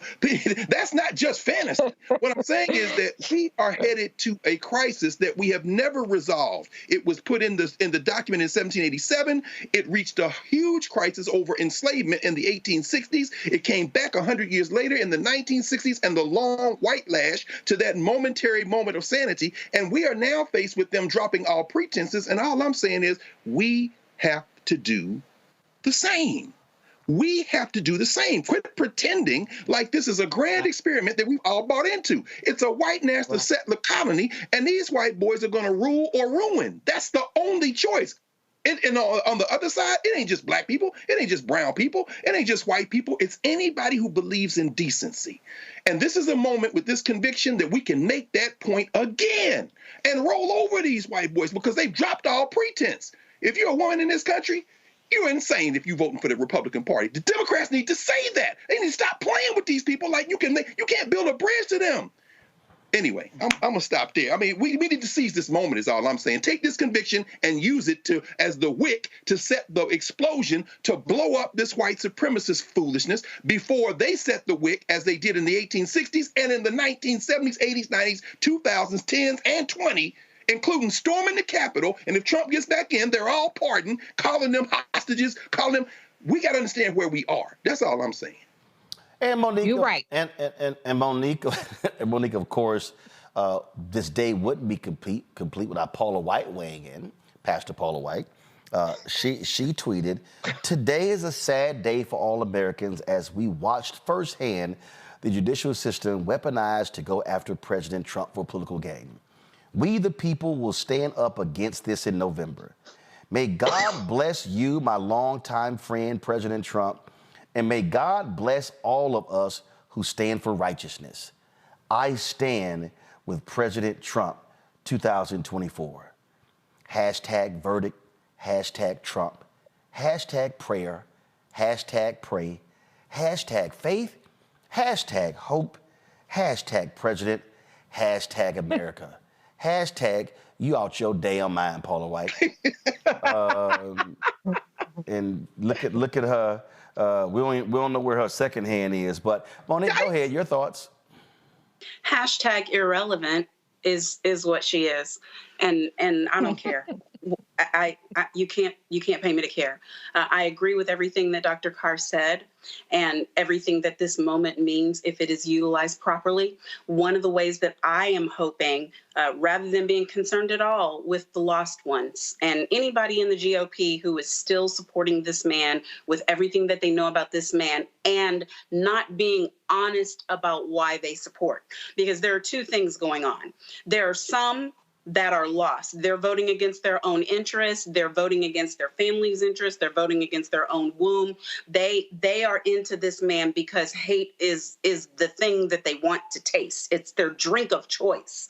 And so they're supporting the one that can put that forward the best and speak for them in ways that they can't speak for themselves. Then there are these others who really are just concerned about their businesses and concerned about their taxes and concerned about their tax write-offs and concerned about what's going to put forward the best thing for them. And then there are a discrete number that are concerned about being anti-abortion and getting their fundamental religious type policies put forward, and they don't care. He can be nasty, he can be ugly, he can be racist, he can be indecent. I hear you, Dr. Carr, and they would still vote for him because of that. I just want y'all to be honest about why you're doing it, because if you're honest about why you're doing it, then you could end up with a better choice. Because I can still see eye to eye with GOP members who disagree with me about policy. I cannot see eye to eye with GOP members who defend racism and misogyny when really what's behind it is they support the policies. Just say who you are and what you are, and then I know you're not crazy like him and like them. So I think we have to get everybody at least into their proper groups. But all the while, what I am saying to Black and brown, and as Dr. Carr said, women folk, in any folk other than white male folk with means, you need to understand that what this jury did today with their voices, you can do with yours. What they got there and did when they listened to the evidence, and they, like you said, some of them got their news from Fox News, some of them got all of their news from Truth Social, two of them were conservative lawyers. I mean, when that group got together and weighed the facts and had to make a decision, they made the right, but for some of them, hard decision. We can all do that. We can all do that very same thing. So I want this verdict to empower people who are on the fence thinking, there's no way they're going to convict that white man. There's no way anything about jury is going to rule against him. The system is stacked in his favor. No, it's not. No, it's not. You have an opportunity to do the very same thing. And now is that time to do it. This election is not about whether our taxes are going to be higher or not. To Dr. Gregg's point, we have been at this type of inflection point before in history. We are deciding who we are. Yes. We are deciding what this country is. We are deciding what a system of government looks like. We are deciding whether we want laws or not. Those are the things that we are deciding now. And everybody don't have to agree. I don't care what those Republicans who are supporting Trump says about that. Okay, let them be lost. Mm-hmm. We have enough of us. If we make a decision together, there are enough of us to make decisions about where this country is going. Will you be safe getting an abortion in Texas the way you would in California? Will you have a vote in Alabama the way you have a vote in Maryland? That's where we are right now. And this verdict today says it is in our power to do something about it. Madison McFerrin dropped a video. I think she had to channel Reese just a little bit. Somebody sent me this. I saw it earlier and I was going to play it. Then somebody sent it to me. I said, let me go ahead and do this. And so this is Madison McFerrin singing. I think she's related to Bobby McFerrin, but she's talking about Trump's conviction. That motherfucker's guilty. That motherfucker's guilty. That motherfucker's guilty. That motherfucker's guilty. That motherfucker's guilty. That motherfucker's guilty. That motherfucker's guilty. That motherfucker's guilty. That motherfucker's guilty. That motherfucker's guilty. That motherfucker's guilty. That motherfucker's guilty. That motherfucker's guilty. That motherfucker's.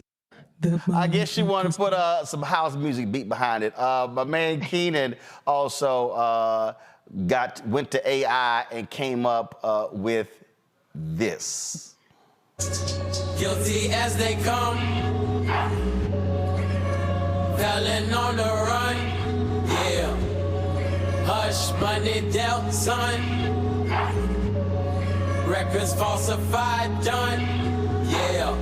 Now you're in the pen. Court said what you didn't win. 34 counts, no friends. Now you're locked up in the end. Dollar after dollar, babe. Trying to escape the shade. Got your team, love to scheme. But truth's cutting like a laser beam. Empire built on lies, crumbling. All right. I also before I go to my next guest, I also love when receipts are dropped. So Senator Marco Rubio sent this tweet out, y'all. The bad news is today the Biden leftists in New York made a mockery of our criminal justice system. The good news is Americans have sent Trump over $50 million since this travesty, and his deranged enemies just elected Trump for president again. That was a tweet that he actually sent out. First of all, there's no confirmation he's raised $50 million in the last 3 hours. Okay, so that's a lie. But this is the same Marco Rubio, y'all, the same one in 2016. I think this is quite prophetic. But yeah, here's what happens in many countries around the world. You have a leader that emerges and basically says, don't put your faith in yourselves, don't put your faith in society, put your faith in me. I'm a strong leader, and I'm going to make things better all by myself. This is very typical. You see it in the third world. You see it a lot in Latin America for decades. It's basically the argument he's making that he single-handedly is going to turn the country around. We've never been that kind of country. We have a president.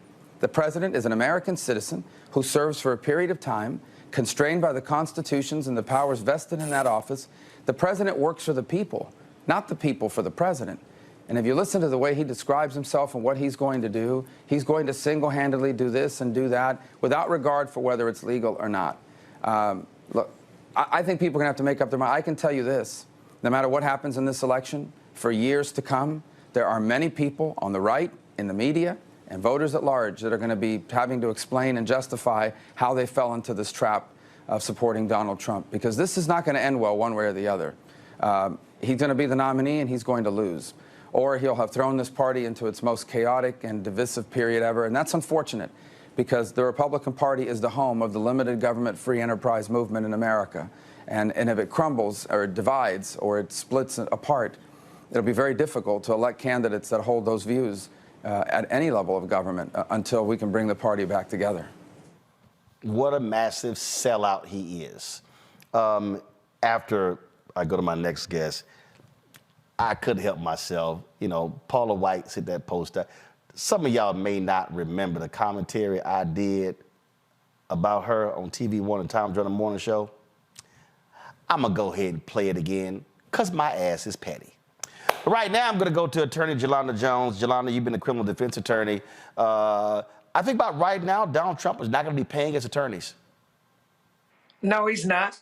But he definitely is going to make a circus and a mockery out of 34 guilty convictions. What's really interesting, people take, like regular people, when we get convicted, it takes years and years and years for things to churn through the appeals process. I have a sneaking suspicion that stuff is going to go real fast for him. But there are things that give me hope. So I'm pleasantly surprised about the verdict because I thought for sure, you know, Trump people believe he can kill somebody and get away with it. But there were polls that white people did that say that 1 in 4 Republicans said they will not vote for him if he's convicted. Well, he's convicted. They say 60% of independents say they won't vote for him if he's convicted, again, of a felony. He's convicted. In a close election, that could be the margin of victory that we need. So I'm hopeful that we can do something as a country.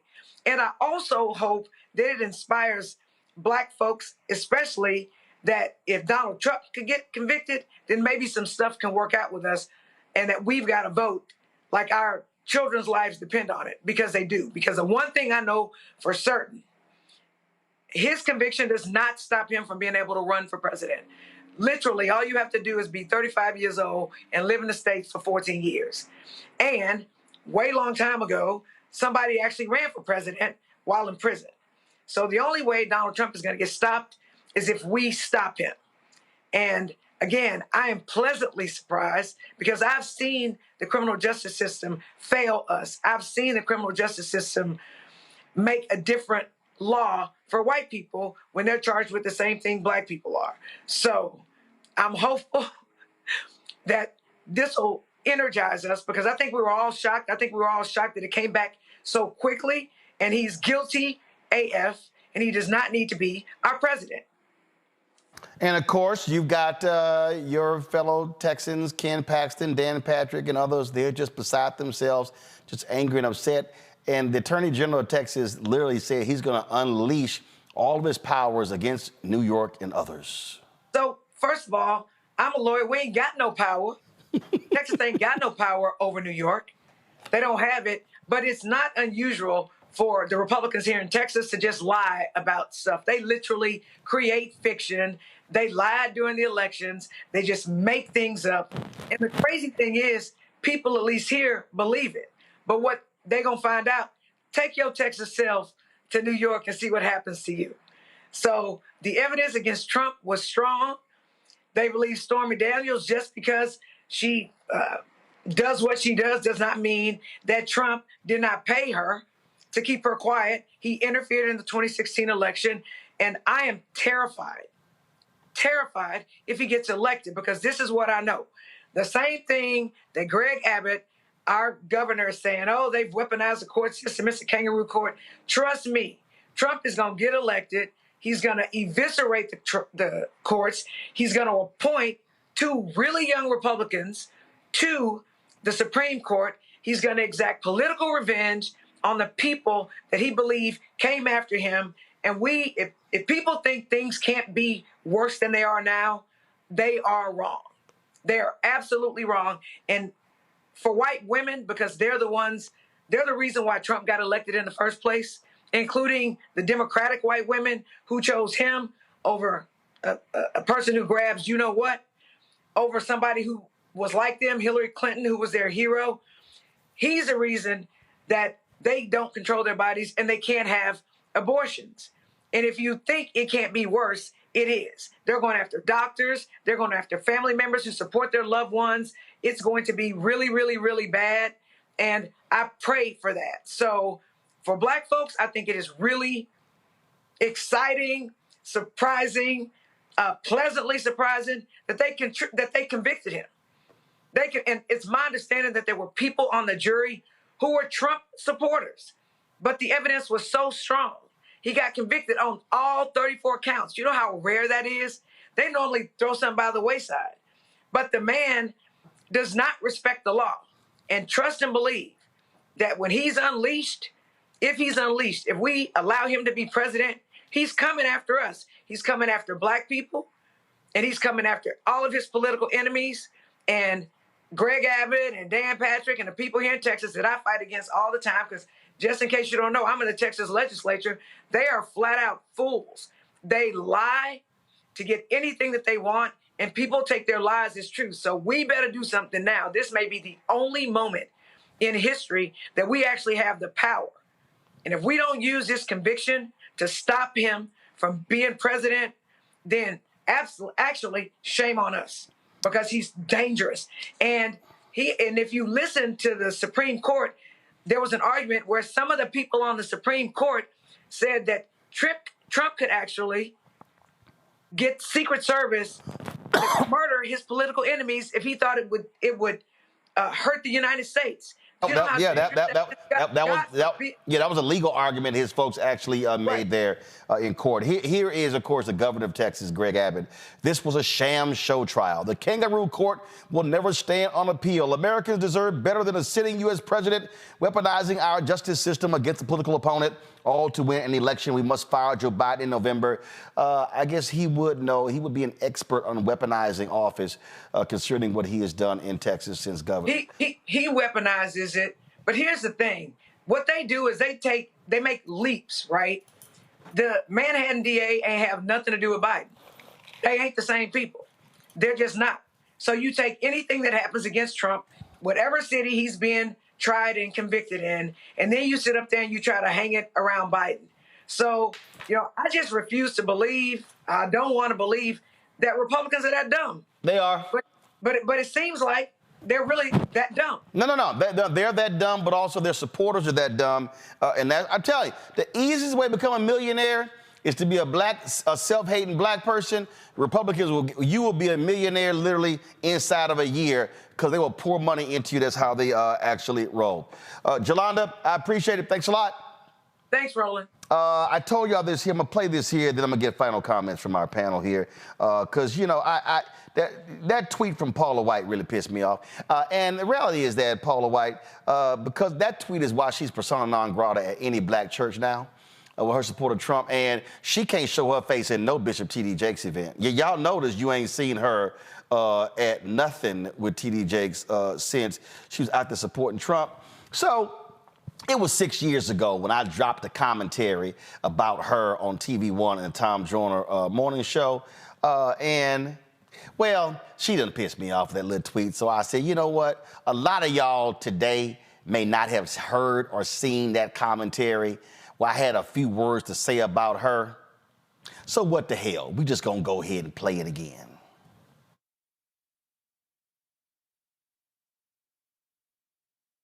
All right, folks. Recently, Pastor Paula White was on Jim Bakker's television show, and she had a few things to say about Donald Trump and Christianity and the people who've been criticizing him. Press play. How can the president withstand the hatred and the pressure? Everything he says, they turn it around. Yeah. Paula, there's never been hatred like this. I've never to a seen president. It. Never in my life seen. They want to any. trip him up. They ask for him to be assassinated, even. I've never in my life. Okay, I'm going to even take it further. Right? I'm going to take it further because we're not wrestling against flesh and blood, and there are people right now that are sending hate mail to me right now that are going to say, "I can't believe you say this," but you've got to recognize what the real deal is. Especially if you are a Christian right now, you have a responsibility that Jesus Christ gave you the infallible Word of God and told you that you are not wrestling against flesh and blood, but against principalities, against powers, against darkness, against wickedness. And so you know the quadrants of the enemy, and the principalities are going crazy because principalities want to control nations by controlling a person. And principalities cannot control this man because he surrounds himself with Christians. Yeah. He is a Christian. He is a Christian. He loves prayer. And like John said, he is fierce. He has a fortitude. He has an inner strength. But no man could withstand in the natural this kind of pressure. So I'm going to take it a step further. We've got to pray. Yeah. I mean, not just pray, but fervently pray. Yeah. Men ought to always pray and not faint. We have a responsibility, whether you like him or don't like him. You can't stand in God's word and not be responsible to pray for those who are in positions of authority. It is our God-given mandate. It is our responsibility. You've got to pray the will of God to be done for him and through him. You've got to pray in alignment, not soulish prayers, because if you pray soulish prayers, they're going to backfire and come back on you, and that which you are praying against will come back, and that which you judge another person with, that judgment will be met upon you, and destruction will come to your own family, because that's what the Word of God tells us. The Word of God says we are to pray in accordance to the Word for those in authority, that we may live peaceable. Amen. So we've got to pray for our president. We've got got to pray for our senators. Yes. We've got to pray for our Congress. Yes. We've got to pray for every person. Then I'm going to take it further. Our acts of faith, because more than just praying, we've got to do something. Because this man, I have never seen the battles. You really want me to get into all this? Yes. Because we've got 130 vacancies in the lower court, and he is appointing exactly what we have asked for, why we put him in position as the president. We said we will put you in because we want originalists. We want constitutionalists. We want our Supreme Court to be like Neil Gorsuch. He did it in the fastest, which was an absolute miracle by God, because that had not been done since 1881. But we've got 130. And what does lower court appointments have to do with your everyday living? With your everyday living. Because Supreme Court justices, if we get two more, come on, if we get two more, and right now, I know right now, we are scaring the literal hell out of demonic spirits by me saying this right now, because if we get two more, we will be able to overturn demonic laws and decrees that has held this nation in captivity. Please pray for me. Oh, let me address you, Pastor Paula White. I'm going to take you to 1 Samuel 10, verse 17, when Samuel called the people and said, this is what the Lord, the God of Israel, says. I brought Israel up out of Egypt. I delivered you from the power of Egypt and all the kingdoms that oppressed you. But you have now rejected your God who saves you out of all your disasters and calamities. And you have said, no, appoint a king over us. So now present yourselves before the Lord by your tribes and clans. See, that's when the prophet Samuel then anointed Saul, because the people wanted a king. Here's what we know, Pastor Paula White. The people of America rejected God. They rejected a godly man. You had the audacity to say, how can anybody withstand what Donald Trump has gone through? How about 8 years of what President Barack Obama went through? When the same person who you praise questioned his Christianity, questioned his faith, dared present the birth of movement as somehow he was not a full American. That was an outright lie, but you stood with that man, the same man who said he grabbed women by the vagina, the same man who said he will force himself upon women to kiss them when he wants to, the same man who chastised Senator John McCain, who was a POW, the same man who chastised Mexicans, calling them rapists and calling them criminals, the same man who is not shown at all how to act like, sound like, or be a Christian. Oh, how dare you say that when the same man you praise and say to pray for said he has seen no reason in his life where he should somehow ask for forgiveness, when we know doggone well the moment of being a Christian is when you have to ask for forgiveness. You have to ask for grace. See, it was Dietrich Bonhoeffer, the German theologian, Pastor Paula White, who called this cheap grace. As when people commit sin, ask for God's forgiveness, and then go out and do it again. Here's the reality, Pastor Paula White. We are going to pray for this president because we have evil in the White House. We have somebody who wants to attack people of color, somebody who wants to attack the poor, somebody who wants to attack Muslims, who wants to break up families. You dare say nobody else has come under this kind of attack? Oh, please explain to me why so many conservative white evangelicals like yourself have been quiet. Tell me why y'all excuse his comments about Charlottesville, where he essentially aligned himself with neo-Nazis and white supremacists. You pastor a church in Orlando, Florida, that Zachary Timms used to pastor, but before he died, as largely an African-American church. I want you to stand in front of them and tell them why in the world they must stand in support with Donald Trump when he is trying to take away their right to vote, when he has a sham voter fraud panel. You tell me how that is Christian. You tell me what is Christian about trying to get rid of the Affordable Care Act, where people who are sick, disenfranchised, will be thrown off and not have health care. Please show me in your Bible where that's somehow a Christian principle. I dare say this, Pastor Paula White, you are supposed to be a prophet, P-R-O-P-H-E-T, not P-R-O-F-I-T. God calls for the prophetic to stand up, to question people in power, to challenge them. Because let me remind you, it was the prophet Samuel who went to Saul and told him he was doing wrong, who said that you have went against the commandments of God. Let me remind you, Pastor Paula White, it was the prophet Nathan who went to David and said, you sinned against God by laying with Bathsheba. What we need, Pastor Paula White, are not people who wave their Bible trying to get conservative Supreme Court justices. What we need are people who are going to actually follow that Bible. I suggest you call Reverend Dr. Dr. William Barber to have a conversation about what it means to actually be a prophetic voice in the 21st century. I suggest you go read Dr. King's letter from a Birmingham jail, where he was talking to folks just like you who were saying black folks are pushing too much. And I dare say you use a prophetic voice to look Donald Trump in the eye and say it's time for you to stop acting like a grown child and to act like a man, to respect the office of the presidency. What I expect, Pastor Paula White, somebody who has been raised up, who has been built up by virtue of talking and preaching in black churches, to have an understanding of what black folks are going through. So you want us to pray for the president? Oh, we're going to pray for the president. We're going to pray for the country, because the country asked for a king. The country turned their back on God, and now God said, I'm going to give you the desires of your heart, which always ain't good. Pastor Paula White, we got a word for you, and that is be a prophetic voice and don't just be a profitable voice. Weekdays on TV One. Now, did y'all hear some of the stuff that she said in there? They did get those 3 Supreme Court justices. And you see what they're all about. Paula White is a fraud. Paula White is shameful.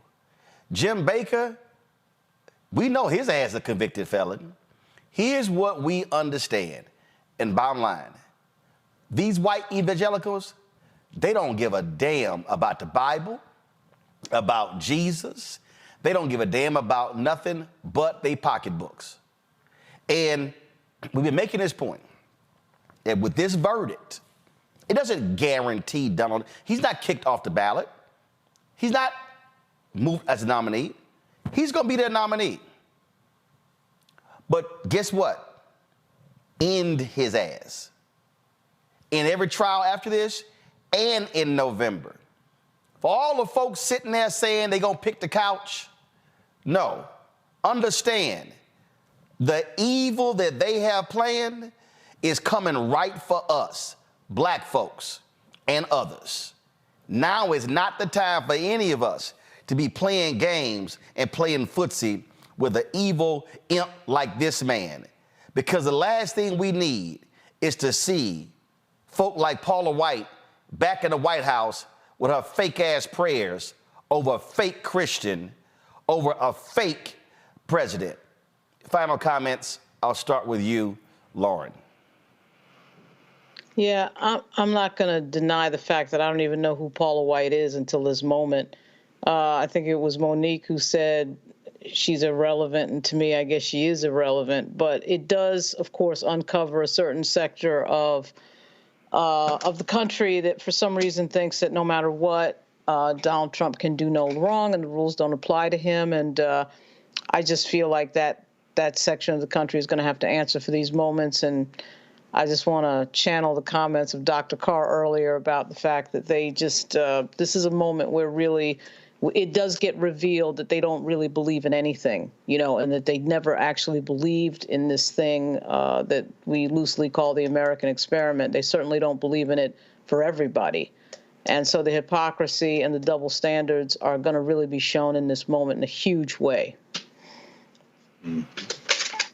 Reese.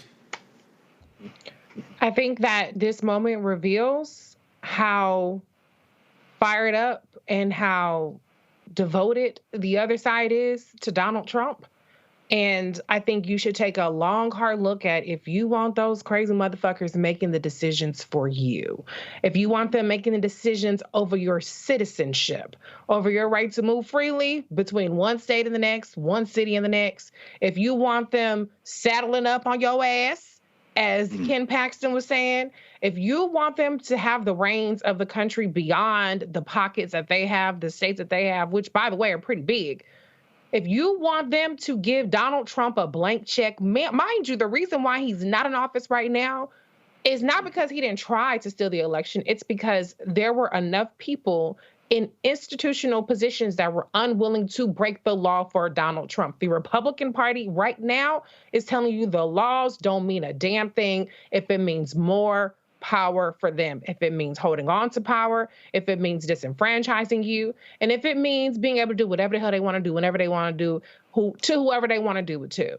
So think long and hard about whether you, I don't know if this matters, or Just think about the absolute fealty that these crazy ass white supremacist motherfuckers have to Donald Trump and what Donald Trump and Republicans are promising for all of us in November if they win. If you don't take nothing else from this conversation, think about that.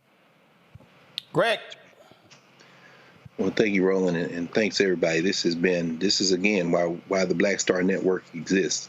The range of opinion and all of us being in consensus that we have to stop this man. Day after tomorrow will be June the 1st, and that's going to be a month when the United States versus Trump case comes down, Trump versus United States, and the Supreme Court is supposed to be answering whether a former president enjoys presidential immunity. We heard Representative Jones. When the man said he could shoot somebody in the middle of Fifth Avenue and not go to jail, the Supreme Court is charged with deciding whether or not, if he was president of the United States at the time, that's absolutely true. We're going to find out. We are in a historical moment, as we heard Counselor say, Monique Presley say. We're in an inflection point. And the only other thing I would add is, I know when you talk to our brother Sean Gibson, Josh Gibson's great-grandson, probably tomorrow, give him my love. He was just here, brought a bunch of students from the from the Josh Gibson Foundation to tour D.C., and they came by Howard and got to spend some time with them.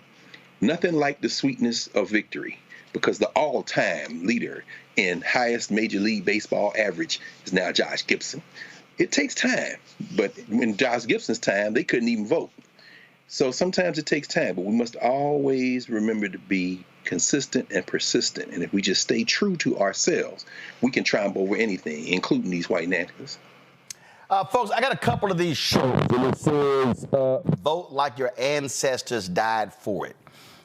And you've never heard me say that voting is the be-all to end-all, but you've heard me say it is a part of the process. And what we need to understand is that we have a part. 12 jurors did their part. These other cases did their part. But we can make sure that fool never, ever holds any power in the Oval Office, 1600 Pennsylvania Avenue. And so I want folk to understand this is no time to play games. I think about that scene from the movie Malcolm X. He said, you came and got what you wanted. No, I'm not satisfied. Let me be clear. I'm not satisfied with one conviction. I ain't satisfied with 2 convictions. I won't be satisfied with 3 convictions. I won't be satisfied with 4 convictions. I'll be satisfied when he gets convicted 4 times and he takes that second L in November. Black people, we can help make that happen. But what we cannot do is do what black folks in Louisiana did. Sit their asses at home and watch this crazy, deranged MAGA Jeff Landry get in there, and the Republicans now have complete control of the state. They have now given him power to appoint all chairs of all 148 task force and committees in the state. They are voting right now to allow him to keep his schedule private. He says, to protect me and my children. But 2 previous governors had kids. Y'all need to understand, when these folk get power, they do crazy stuff. Donald Trump didn't have any business being in the Oval Office the first time. He damn surely ain't got no business this time. Tomorrow, we're going to deal with Black Voter Turnout. And I'm going to walk y'all through what the numbers look like and how we have seen a drop in Black voter turnout. And I'm going to walk you through the impact young voters and middle-aged voters and older voters. Look, white women are going to do what they do. Latinos going to do what they do. We have got to understand what we can do to make sure that he tastes a loss a second time. Because that, in the words of Gene Peterson, longtime Houston Rockets announcer, whenever the Rockets would win, he would say, how sweet it is. And that will be another loss in the courtroom and at the ballot box. Let me thank Lauren. Let me thank Reese. Let me thank Greg. I certainly appreciate it. Thanks a lot. All of y'all who are watching, y'all, we do this every day. I see there's nearly 8,000 of y'all on the YouTube channel right now. Y'all should be first of all, hitting that like button. Y'all should be supporting the work that we do, because we do this 5 days a week live. We live stream 7 days a week. This show, other shows on the Black Star Network. Yo, we hashtag bring the funk every single day. Your support is critical. If you want to see more stuff like this here, because trust me, you ain't getting this conversation on MSNBC, CNN, Fox News, ABC, NBC, CBS, or even the Young Turks, or you damn sure didn't get it from no other black-owned media, because everybody ain't doing this. Essence not doing this. Blavity not doing this. Rolling Out not doing this. Black Enterprise not doing this. Urban One, Radio One not doing this. TV One, BET, none of them. We are every single day. Send your check and money order. Our goal is to get 20,000 of our fans contributing on average $50 a year. That's $4.19 a month, 13 cents a day. Send your check and money order, folks. P.O. Box 57196, Washington, D.C. 20037-0196. Cash App, $RM Unfiltered. PayPal, R Martin Unfiltered. Venmo is RM Unfiltered. Zelle, Roland at RolandSMartin.com. Roland at RolandMartinUnfiltered.com. Be sure to download the Black Star Network app, Apple phone, Android phone, Apple TV, Android TV, Roku, Amazon Fire TV, Xbox One, Samsung Smart TV. You can also be sure to get a copy of my book, White Fear, How the Browning of America is Making White Folks Lose Their Minds, available at bookstores nationwide. And I went to Houston for Memorial Day weekend. My brother had 300 copies of the first at his house. And then my parents found 3 cases at my house in Dallas. I brought all of them back. And so if y'all want to get, these are the final copies. There are no more. There are no more. These are the final 300 copies. I'm not printing anymore. So if you want to get a copy of the first, personally autographed by me, you can simply go to RolandSMartin.com/the first to get your copy. Like I said, it's 300 copies left, y'all. That's it. That's the only copies left. I'm not printing anymore. You can't get them from somewhere else because they don't exist. I own the book. I know exactly how many copies are left. And so, again, my brother had about 230 at his house. My parents found 2 or 3 cases at my house in Dallas. They brought them to Houston when they came to visit. So I got all of the books. And so, again, get your copy of the first. Personally autographed. I put your name on it as well. And so I cut the price. It's $10 plus $7.99 shipping and handling because the post office prices went up, y'all. Go to RolandSMartin.com/the first. All right, folks, that's it. I'll see y'all tomorrow right here on Roland Martin Unfiltered on the Black Star Network. Holla! Black Star Network is here. Oh, no punch! I'm real revolutionary right now. Thank you for being the voice of Black America. All momentum we have now, we have to keep this going. The video looks phenomenal. See, this difference between Black Star Network and black-owned media and something like CNN. You can't be black-owned media and be scared. It's time to be smart. Bring your eyeballs home. You dig?